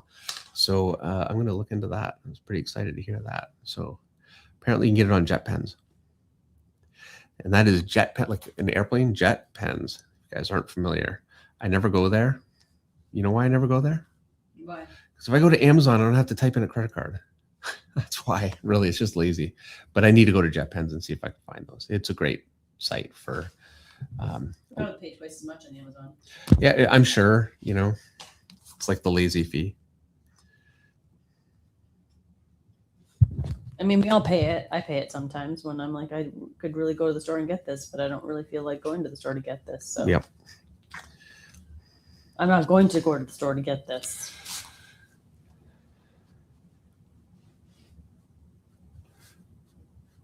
Resick says that last trilogy video series was amazing. Thank you, Russ. When Mighty says, I liked all 3 bits. Very useful information. Thank you, guys. Thank you very much. And apparently, I made Charles Petrie cough. Cough is contagious. Oh, okay. How? All right. Yeah, I could see that. You've made me cough before. It's like a sneeze. Yeah. When someone sneezes, then everybody Sneezes. Did you cough tonight? I don't even hear it. Yeah, you're immune to it. You don't even hear my coughs. It has to, I have to really amp it up for you to pay attention. Maybe my cough is psychosomatic just to get attention from you. It's not, but No. Silo Psych wants to know, when are you and Eric going to do a video together again? I really enjoyed seeing you work side by side. Yeah, so we did. What did we do last? We had Victor Farrow on, which was phenomenal. Victor, actually, I said, hey, would you ever be willing to come on again? Because I talked to him this weekend. And he said, oh yeah, anytime. So we're having him on again. I'm not going to do the book of the week in the interest of time, but I do want to show you guys this really fast. So this is, you know what? This won't be a book of the week, Meredith, but this is the book that I wanted to show you guys. This is by E.M. Gist, who is a very good friend of mine and an absolutely phenomenal oil painter and artist and instructor of art. All of this whole book is pencil and like beautifully rendered stuff, something that I have zero ability to do. I've never drawn this way. And I think this is a real basis for painting because these are value studies with pencil. And I really want to do something like this with Eric and see if I can get him to come on and do this with us. And, I think he would. So this was what I kind of wanted to show you guys. And it was the plan for, something that I'd like to do soon. I talked to Rod Rice, who is an incredible watercolor and mixed media artist. He said he'd be willing to come on. So we have that, but it would be nice just to do a video. Yeah, you're right. Just with Eric. I think the last one we did was painting with acrylic markers. So I'll have to talk to Eric and see what he wants to do next. We have a project going on, Eric and I, by the way. You do? Yep. I don't even know about this. Do I know about this? I think sort of, kind of, not really, sort of. Maybe I know, maybe I don't know. Maybe you told me I just wasn't paying attention. Yeah, probably. Let's you go with that one. Take that as your option. Yeah. Take that as option A. We'll pretend that I don't know what's happening because I wasn't paying attention and not because you didn't tell me. Fair enough. What time is it? 8:30. You're doing great. Yeah, I'm doing all right. We actually have a chance of getting this thing finished, shockingly. So somebody asked earlier, hold on, if you were caught up on Formula One. Sorry, if I'm caught up? Yeah. Yes. And then somebody else wants to know if we're watching the World Cup of soccer, which we're not. We are not. No. I have a vague idea. I know that Canada managed to tie, and I think the US won, but I don't really know. Are we still in it as a country? Yeah. I think even had we lost, we'd still be in it until like the next, because you get a couple of I don't really know. I don't know. But Formula One, yeah, I'm caught up. It's the Kimi Antonelli year. And I like Kimi Antonelli. He's a Mercedes driver. Mercedes dominant again. And I like George Russell. I know a lot of people don't. I like him. But he's getting absolutely spanked by Kimi, his teammate. We'll see how it goes. You know what? If there was Formula One this weekend, I think there was actually, and I haven't seen. So when I say caught up, I'm caught up as of Monaco.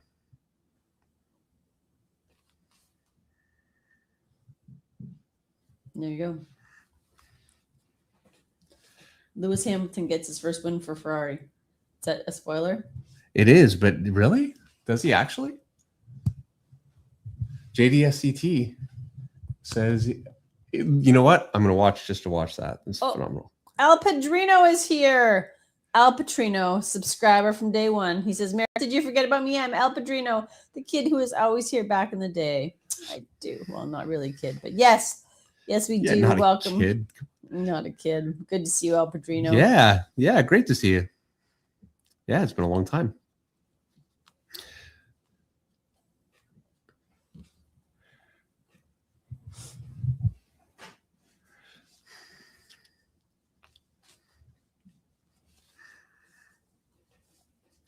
I'm almost finished blocking. And then it's... People are disappointed you didn't draw Skeletor. I know, because I promised that I would. Like, it was a real mistake for me to do this. I did say that. I know. This was not a great decision for me because I did promise. No, I know.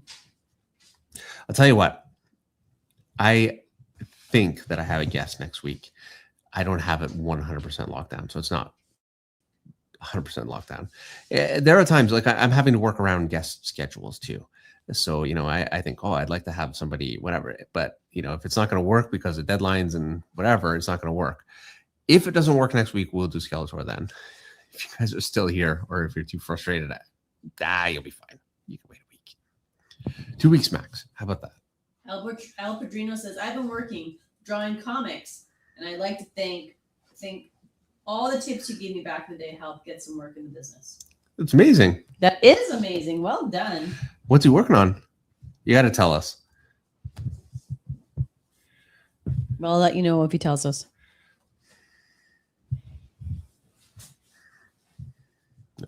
All right. It's going to be good enough to get started. No feet tonight. Oh, heck no.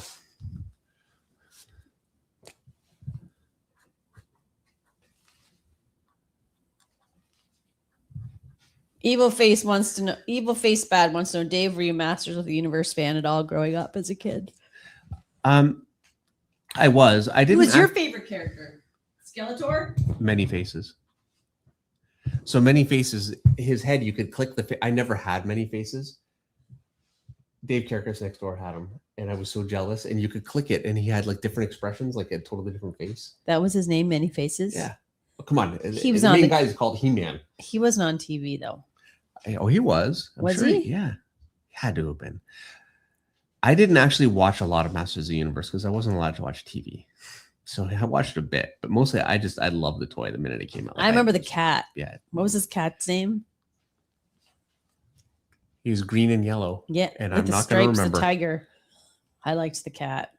He was my favorite character on the show. I liked the Castle Grayskull. That was my favorite. It's creepy. I had a paper mache Castle Grayskull. You made a paper mache castle. This feels right for you, Dave. There was no way my mom was going out and buying one of those things. So we made it together. This feels so right. Oh, it was awesome. Like really, it was very Cringer cool. and Battle Cat. Battle Cat. That's right. And his when he was not Battle Cat, he was Cringer. Okay. Because he was scared. He was terrified until he became Battle Cat. That's right. Guy Dorian Sr.'s here. I always love Dave's use of spotting blacks. Lighting is so essential. I see the art of using light sources to create shadow and spot blacks for figure overall page composition is becoming a lost art. A little bit, and great to see you here, Guy. It's nice to have him here. Hopefully, I'll see you in maybe New York this year. Yeah, I mean, it's still. I feel like lost art. There's a lot of art that works toward the color, which is fair. But there are still young artists that are coming along that do it incredibly well, and quite a few, I think, still.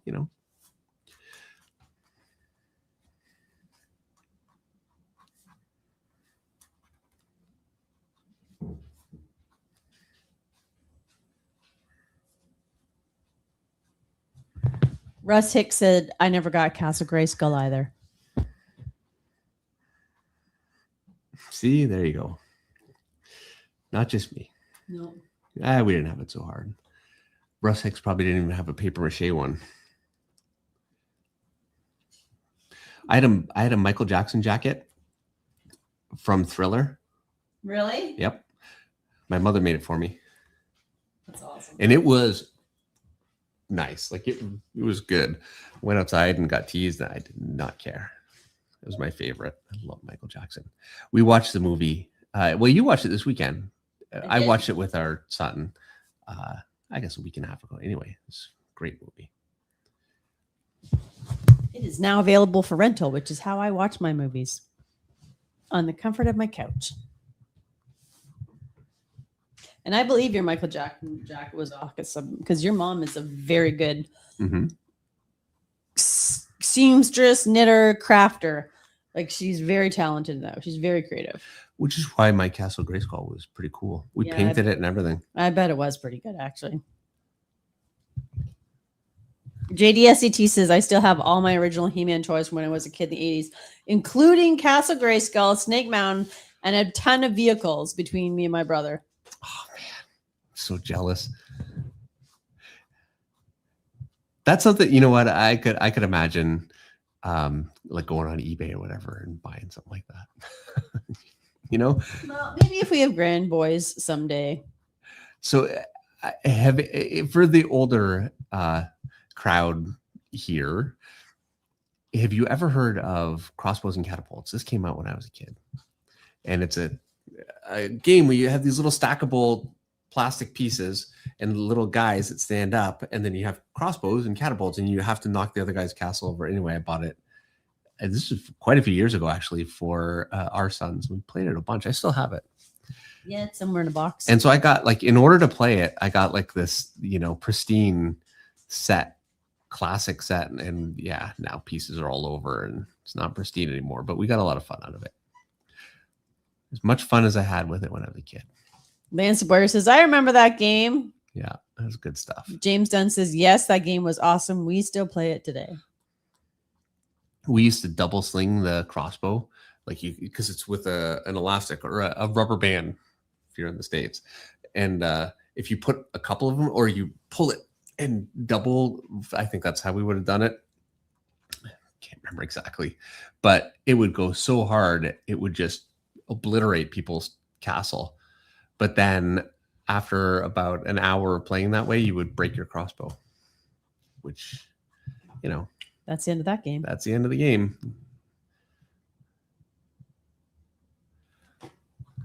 Greg says Trapjaw was cool too. Oh yeah, he was. Do you have great. that game? No, Trapjaw Oh. is one of the He-Man characters. Oh, sorry. What do I know? Apparently not enough. This is okay. So here's the thing. You guys watched He-Man. I watched it Because it was on. because it was on. I enjoyed it. I didn't absorb it. It didn't become part of my psyche.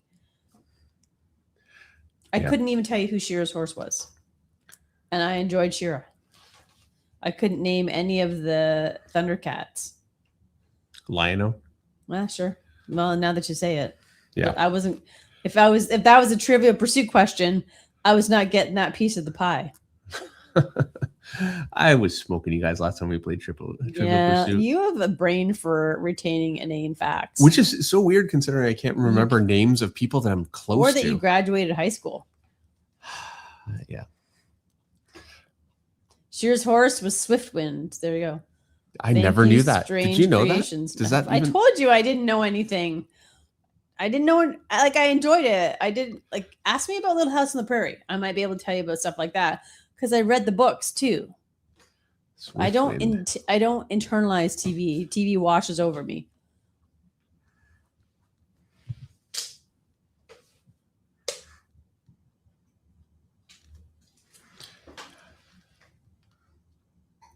Alessandro Kreppel says, when I was a kid, I always wanted to have a He-Man toy, but I never got it. Now I buy it for my son to play with him. See, what it's why all you have about. kids. That's Yeah. what kids are so great for. That's awesome. I love that. That's great. Yep. There you go.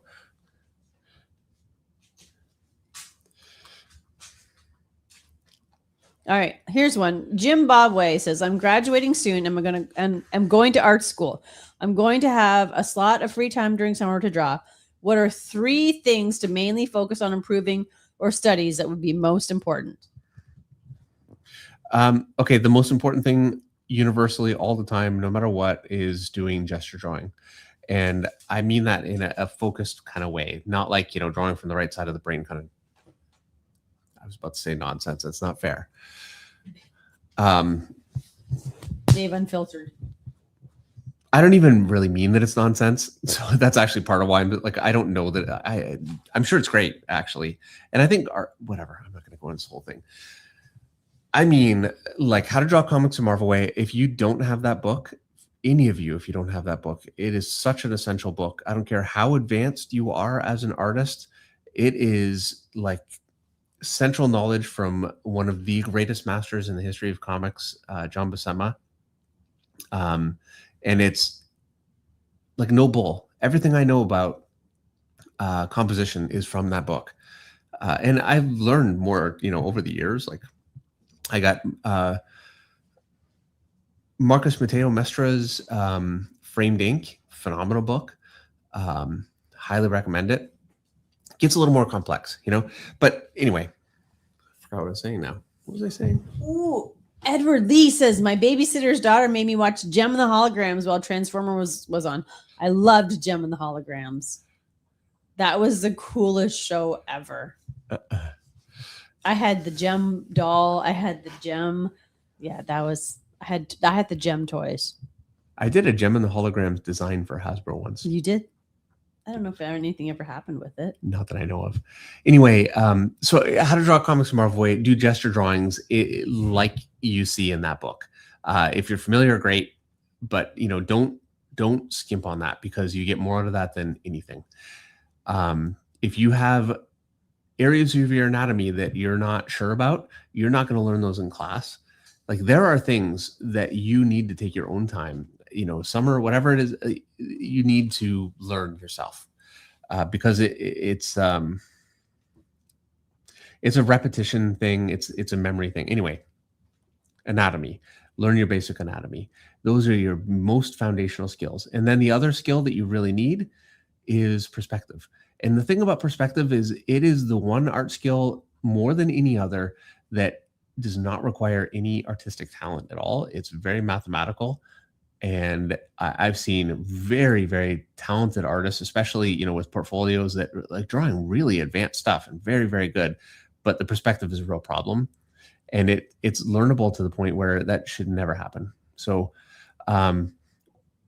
start with 1-point perspective, move into 2-point perspective, learn how to use it. I've got some videos on that. My preferred method, obviously other people have their methods.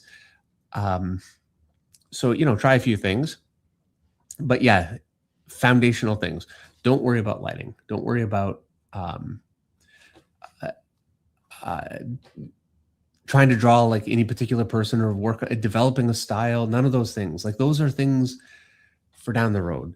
But if you really want to jumpstart your education, if you're going to art school, yeah, foundational stuff. Hopefully you go to a great school and they teach that stuff well. But no matter how great the teaching is, they can only ever guide you. You still have to put the time and dedication to learning that. What is the dog doing? I don't know. Chasing a shadow. What are you after? Jim Bobway says, I actually started going through Buscema's book after looking at your artist roadmap. It's been very helpful. Yeah, great. Yeah. Like the artist roadmap is, it's on my website, which I haven't looked at in years, but it's on there. And it really is it just as far as like foundational, just, a place to start and a way to get yourself going. It's the best way that I know. And it has a proven track record. It's how I learned, but it's also how Jay Fabok learned and many other artists. Somebody said they're doing a new Little House show. I'm not going to watch it because it's not the old Little House show. I'm loyal that way. Once you have my loyalty, I can't watch something else. Just like Anne of Green Gables. Megan Follows is the only Anne of Green Gables for me. I can't watch the new one. So, Corinne Kaiserstone wants to know the name of Michael Landon's show in the 80s after Little House on the Prairie, which was Highway to Heaven. Yep. And he was an angel. Yep. Did you ever watch that show? Yes. It's a good show. It was a good show. We've watched it together, actually. Yeah. It kind of held up. Oh, yeah. We can watch it again. Michael Landon is just likable. Yeah. Just likable. And even some of the characters from Little House on the Prairie showed up on Highway to Heaven. Well, Okay. that makes sense. JW Joel Wilder has a super chat. Do you always do those oppositional lines on figures, or do you do any with calligraphic lines like the fur, which looks really cool? I never do the more calligraphic. I can't say that. Calligraphic? Sure, whatever on figures. So Bernie Wrightson is one of my absolute favorites. Obviously, I mean, how can you not be? He has a beautiful kind of line that kind of loops around the body in really interesting ways. I have tried, and I can't really make it work. Oh, hit my microphone. So the way that I render really is a compromise of what I was able to do.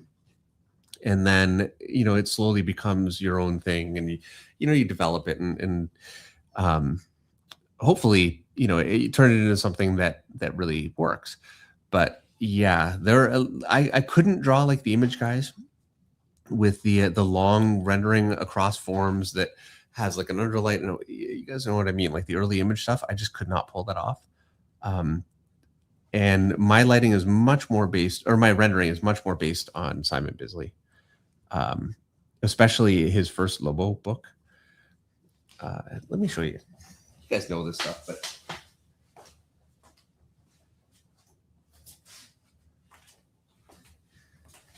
so this is the first Lobo by Simon Bisley, and this is where my rendering comes from. More than anything, he has a bit of a. There's a Bill Sienkiewicz, and there's it can be loose and like a lot of splatter, and I love that stuff. And I think I would have went in this direction if it weren't for the fact that I worked with inkers for so many years that you can't do that as a penciler. I still keep wanting to do something more like this, and I never have the guts to do it. But you can see how. Hopefully, you can see. Let me come right in here so you can really see that. might get a little blurry when I move the camera, but this right here, this is the way that I render, and it's all really from studying this book. And over the years, like I haven't really looked at this for rendering for years, but it is very much from Simon Bisley. Like this stuff here, this is, and a lot of, not just rendering, but a lot of my shadowing is also from this stuff. I mean, look at that. Amazing stuff. And it's funny, I say never render out a cast shadow. And for me, I would call that a render out of a cast shadow. Maybe, that's kind of how I would say, like, I wouldn't personally do that little bit of rendering there. It looks great. I couldn't make that work for me. And this is where no matter who you're looking at and how much you love their work and how great they are, you have to still make your own decisions. Anyway, there you go.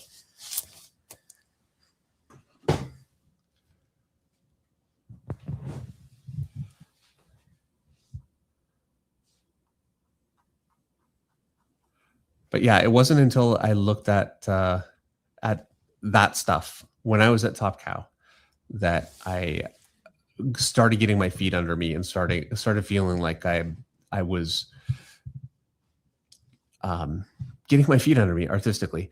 From there, I started looking at some Dale Keown, a lot of Dale Keown, much more complex rendering, and I avoided a lot of it, the stuff that I couldn't make work. Sorry, I'm moving my picture here so I can't round around this way. I have no choice really but turn my picture, unfortunately. But I had enough of a basis with the stuff that I got from Simon Bisley that I could use the things that worked and kind of mix those together. So if I could make something from Dale Keown work, I would. If I couldn't, I would revert to the Simon Bisley kind of style that I had been working on and that felt more comfortable to me. And then from there, I found Travis Trest. And I found Travis, actually, his stuff is so complex in terms of rendering, but it really actually had a lot of similarity just philosophically to what I was getting from Bisley. Philosophically, yeah, artistically, whatever. I'm getting artsy-fartsy. Dan Costelli has a super chat. Could you explain why you don't like the stick figure approach taught in How to Draw Comics the Marvel Way? I don't like it because I like thinking in terms of volumes. I feel more comfortable with it. I feel like a stick figure, I can get so much out of a. By the way, this gets too much. Like in that arm, it's just too much. And so I can really fight that. Like when I have that happen, I just go crossways like this a little bit. And it's amazing how much I can kind of bring that stuff in. Usually when I do this, like long sort of rendering along something, like a long rendering, it's because I just don't like the initial pass that I did. And I have a choice. I can, white it out and try again, or I can try this first. And usually that kind of works. And I don't hate that. Okay, so what was I saying? The stick figure approach. Oh, right. Yeah. I find I can get most of the form like this. So this is my sketch again here. And I've got the shape of his leg. I've got his knee. I've got most of my form, like the shape in that little tiny crappy sketch. And it gets me pretty far along. Whereas if I did a stick figure, I'd still really have to build on it. I don't think that a stick figure is bad at all. I don't know. I tried them both. Like when I first started, I tried them both. I felt more comfortable with one. I think they're both totally valid. So if you feel more comfortable with a stick figure, you should totally do it.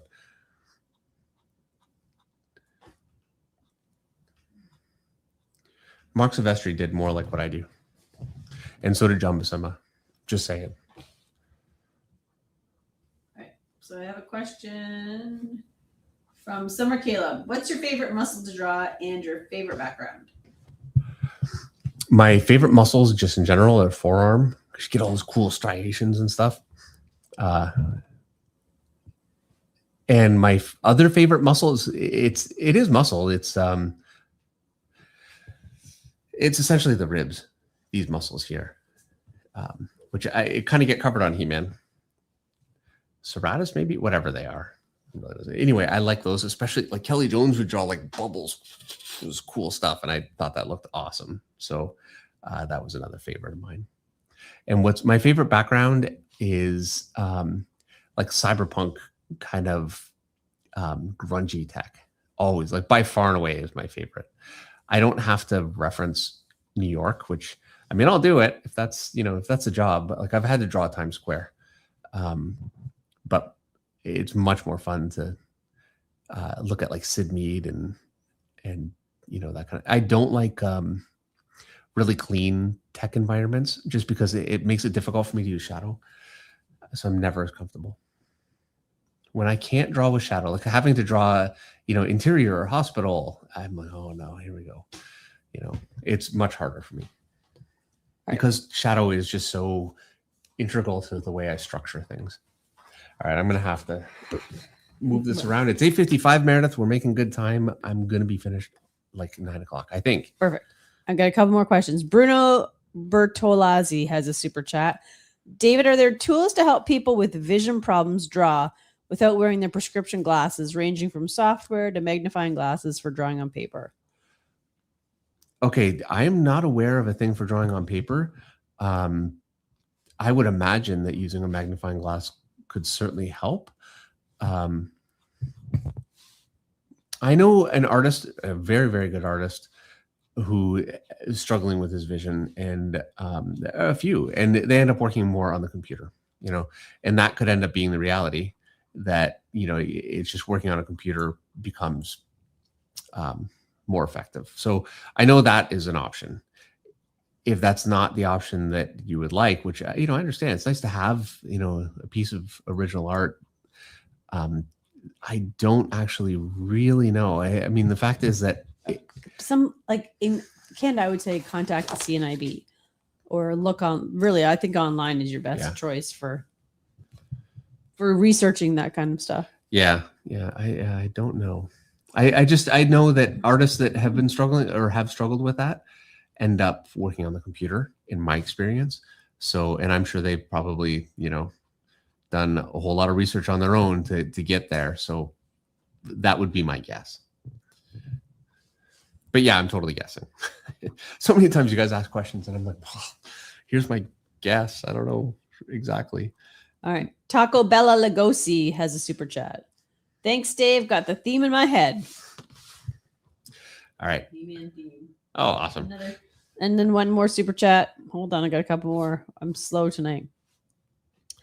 Because everybody gets them in at the last minute. Batman Statue Collector. Just wanted to say hi. The stuff you did at Heroes was outstanding. Looking forward to seeing you at San Diego Comic-Con. Yeah, I'm looking forward to it. And missed him at Charlotte. Frank J 2426 wants to know, who are your top 5 non-comic artists of all time? Top 25? Top 5. Okay. Okay. I can't include Frazetta because he was a comic artist ultimately, right? So go. What's that? Go. No prevaricating. Just say it. Your top 5. Go. Okay. Off the top of your head. Off the top of my head. Claire Wendling. Paul Murray. He does wildlife stuff and I love it. McGinnis. And I'm forgetting his first name. He does Western stuff now. He used to do like poster art, that kind of thing. Drew Struzan. How many is that? You know what? It's like. Does Claire Wendling count? No, because she did comics. Oh, well, there you go. Yeah, you know what? Like, this is such a long list of like phenomenal artists. See, now I'm thinking about some of my.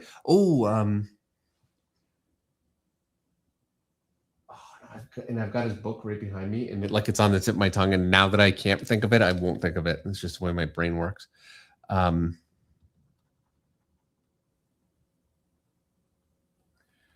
They're a great illustration artists that I'm like blanking on right now. It's gonna drive me crazy. I'm sorry, I know I'm almost done, but I need to.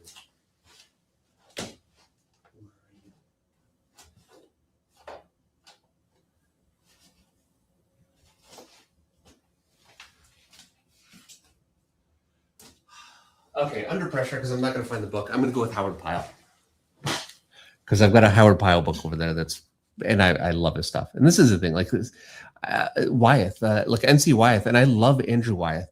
I did not at first, because Andrew Wyeth is like NC Wyeth did much more narrative kind of stuff, whereas Andrew is more of he's a fine artist, you know. So it's a different kind of a thing, and it took me a little longer to really learn to appreciate just how incredible Andrew Wyeth is. Like, just very visionary painter. Last super chat of the night. Jaden Artist has a super chat. Hey Dave, how much should I charge people for my work? I used to charge people $60 for an illustrated drawing, but now I'm thinking about raising the price. Okay, you want to ideally charge less than people can sell your work for if they sell it aftermarket. That is the best place to be, because people always want your work, if only to flip it. So I always bear in mind, like, I can't raise my prices. Now there's a point too where, like, some commissions I just don't want to do, and so the price is much higher because I don't have the time or energy to do it.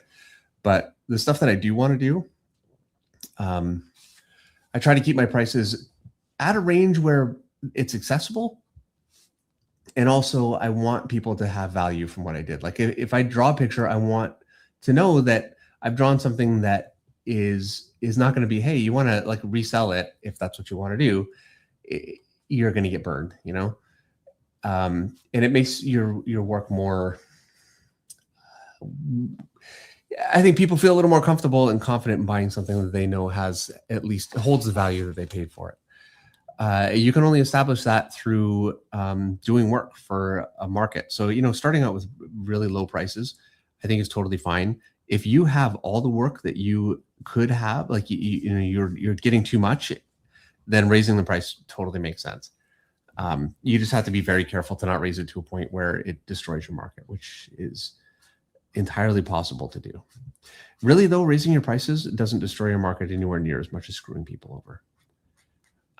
Like when you say you're going to draw something and you don't, and, you know, especially if you take people's money and you just disappear and you just never do it, which happens, that is like, obviously it's an unethical thing to do, but it also will destroy your art market. It just I'm makes gonna sense. throw more words at you, Dave. Okay. Muka? Yeah. Because I know you like Muka. Oh yeah, Alphonse Mucha. Yeah. Paul Murray, McGinnis, Drusen, Basinski, Norman Rockwell, Frederick Remington. Gustav Klimt. Rembrandt. I mean, come on, like, it's such a long list, and, you know, it shows you, like, you ask me, just I just go blank. Yeah. Leyendecker. Oh yeah. Oh, Leyendecker. Come on. Yeah. Yeah. A massive Leyendecker fan. JC Leyendecker. Yeah. I played around. There's a incredible Yoji Shin, Kawa. Gustav Doré. Yeah, see, so many. Elvgren. Oh yeah. Oh well, yeah. Like, so many of the, like, Larry Elmore and, like, the D&D artists, all that stuff. Yeah.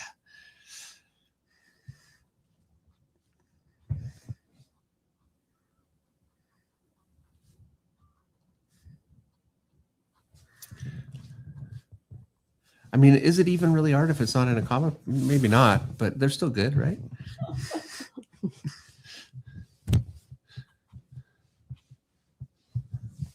Oh, David.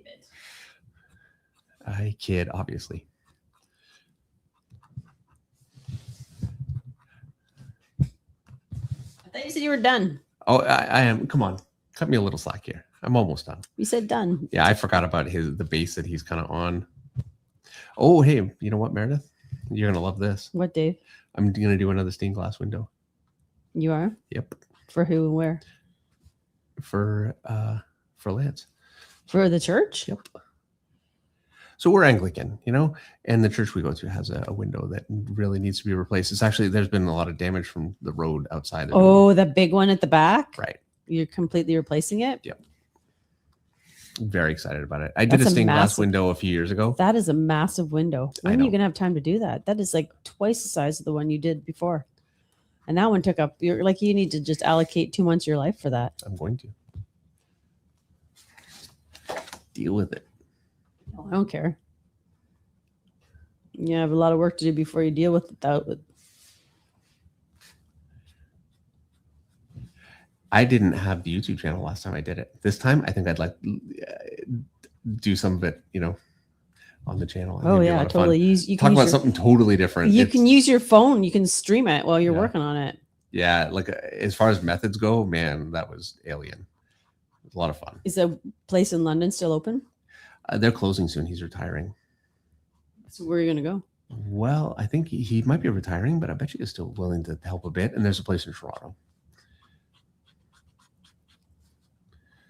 Yeah, I've been looking into it. Dennis Kelly wants to know if you post it, can you color it just for fun? Yeah, that'd be awesome. All for that. You know what, Dennis? I will put Meredith to bed, come back down, I'll scan it, and I'll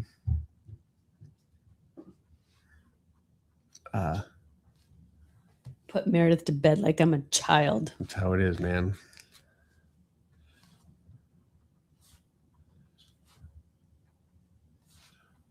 Okay. That's going to be it. We're done. Steiner. That was a mad dash to the end. Frank wants to say, how can I see your stained glass? I have a picture of it. I have it up on my Instagram too. Do you have it on your Instagram? I think. Yeah. I'll go back and I'll post on my Facebook and I'll send it to you and you can post on your Instagram. Okay. Mm-mm. Or, I'll put it on the flock page. Yeah. Like, what am I thinking? I'll put a picture of it on the flock page. All right. All right. That's it. That's that was it. actually a lot of fun. And I'm pretty happy. I like it. I think it looks great. You may have rode the struggle bus, Yeah. but you got there in the end. Yeah. We got there in the end. Thank you, everybody, so much for watching. We'll have a video out. I will have a video out on Friday this week coming up. So look out for that. And And if you haven't voted already, hit the link. Yeah. Go vote for my girl. That's Despasive Laugh. And then everybody else, I don't care who you vote for, but you have to vote for it in every category. Just pick your favorite name. All right. And we'll see you next Monday. Have a great week, everybody. Love you guys. Good night. Good night.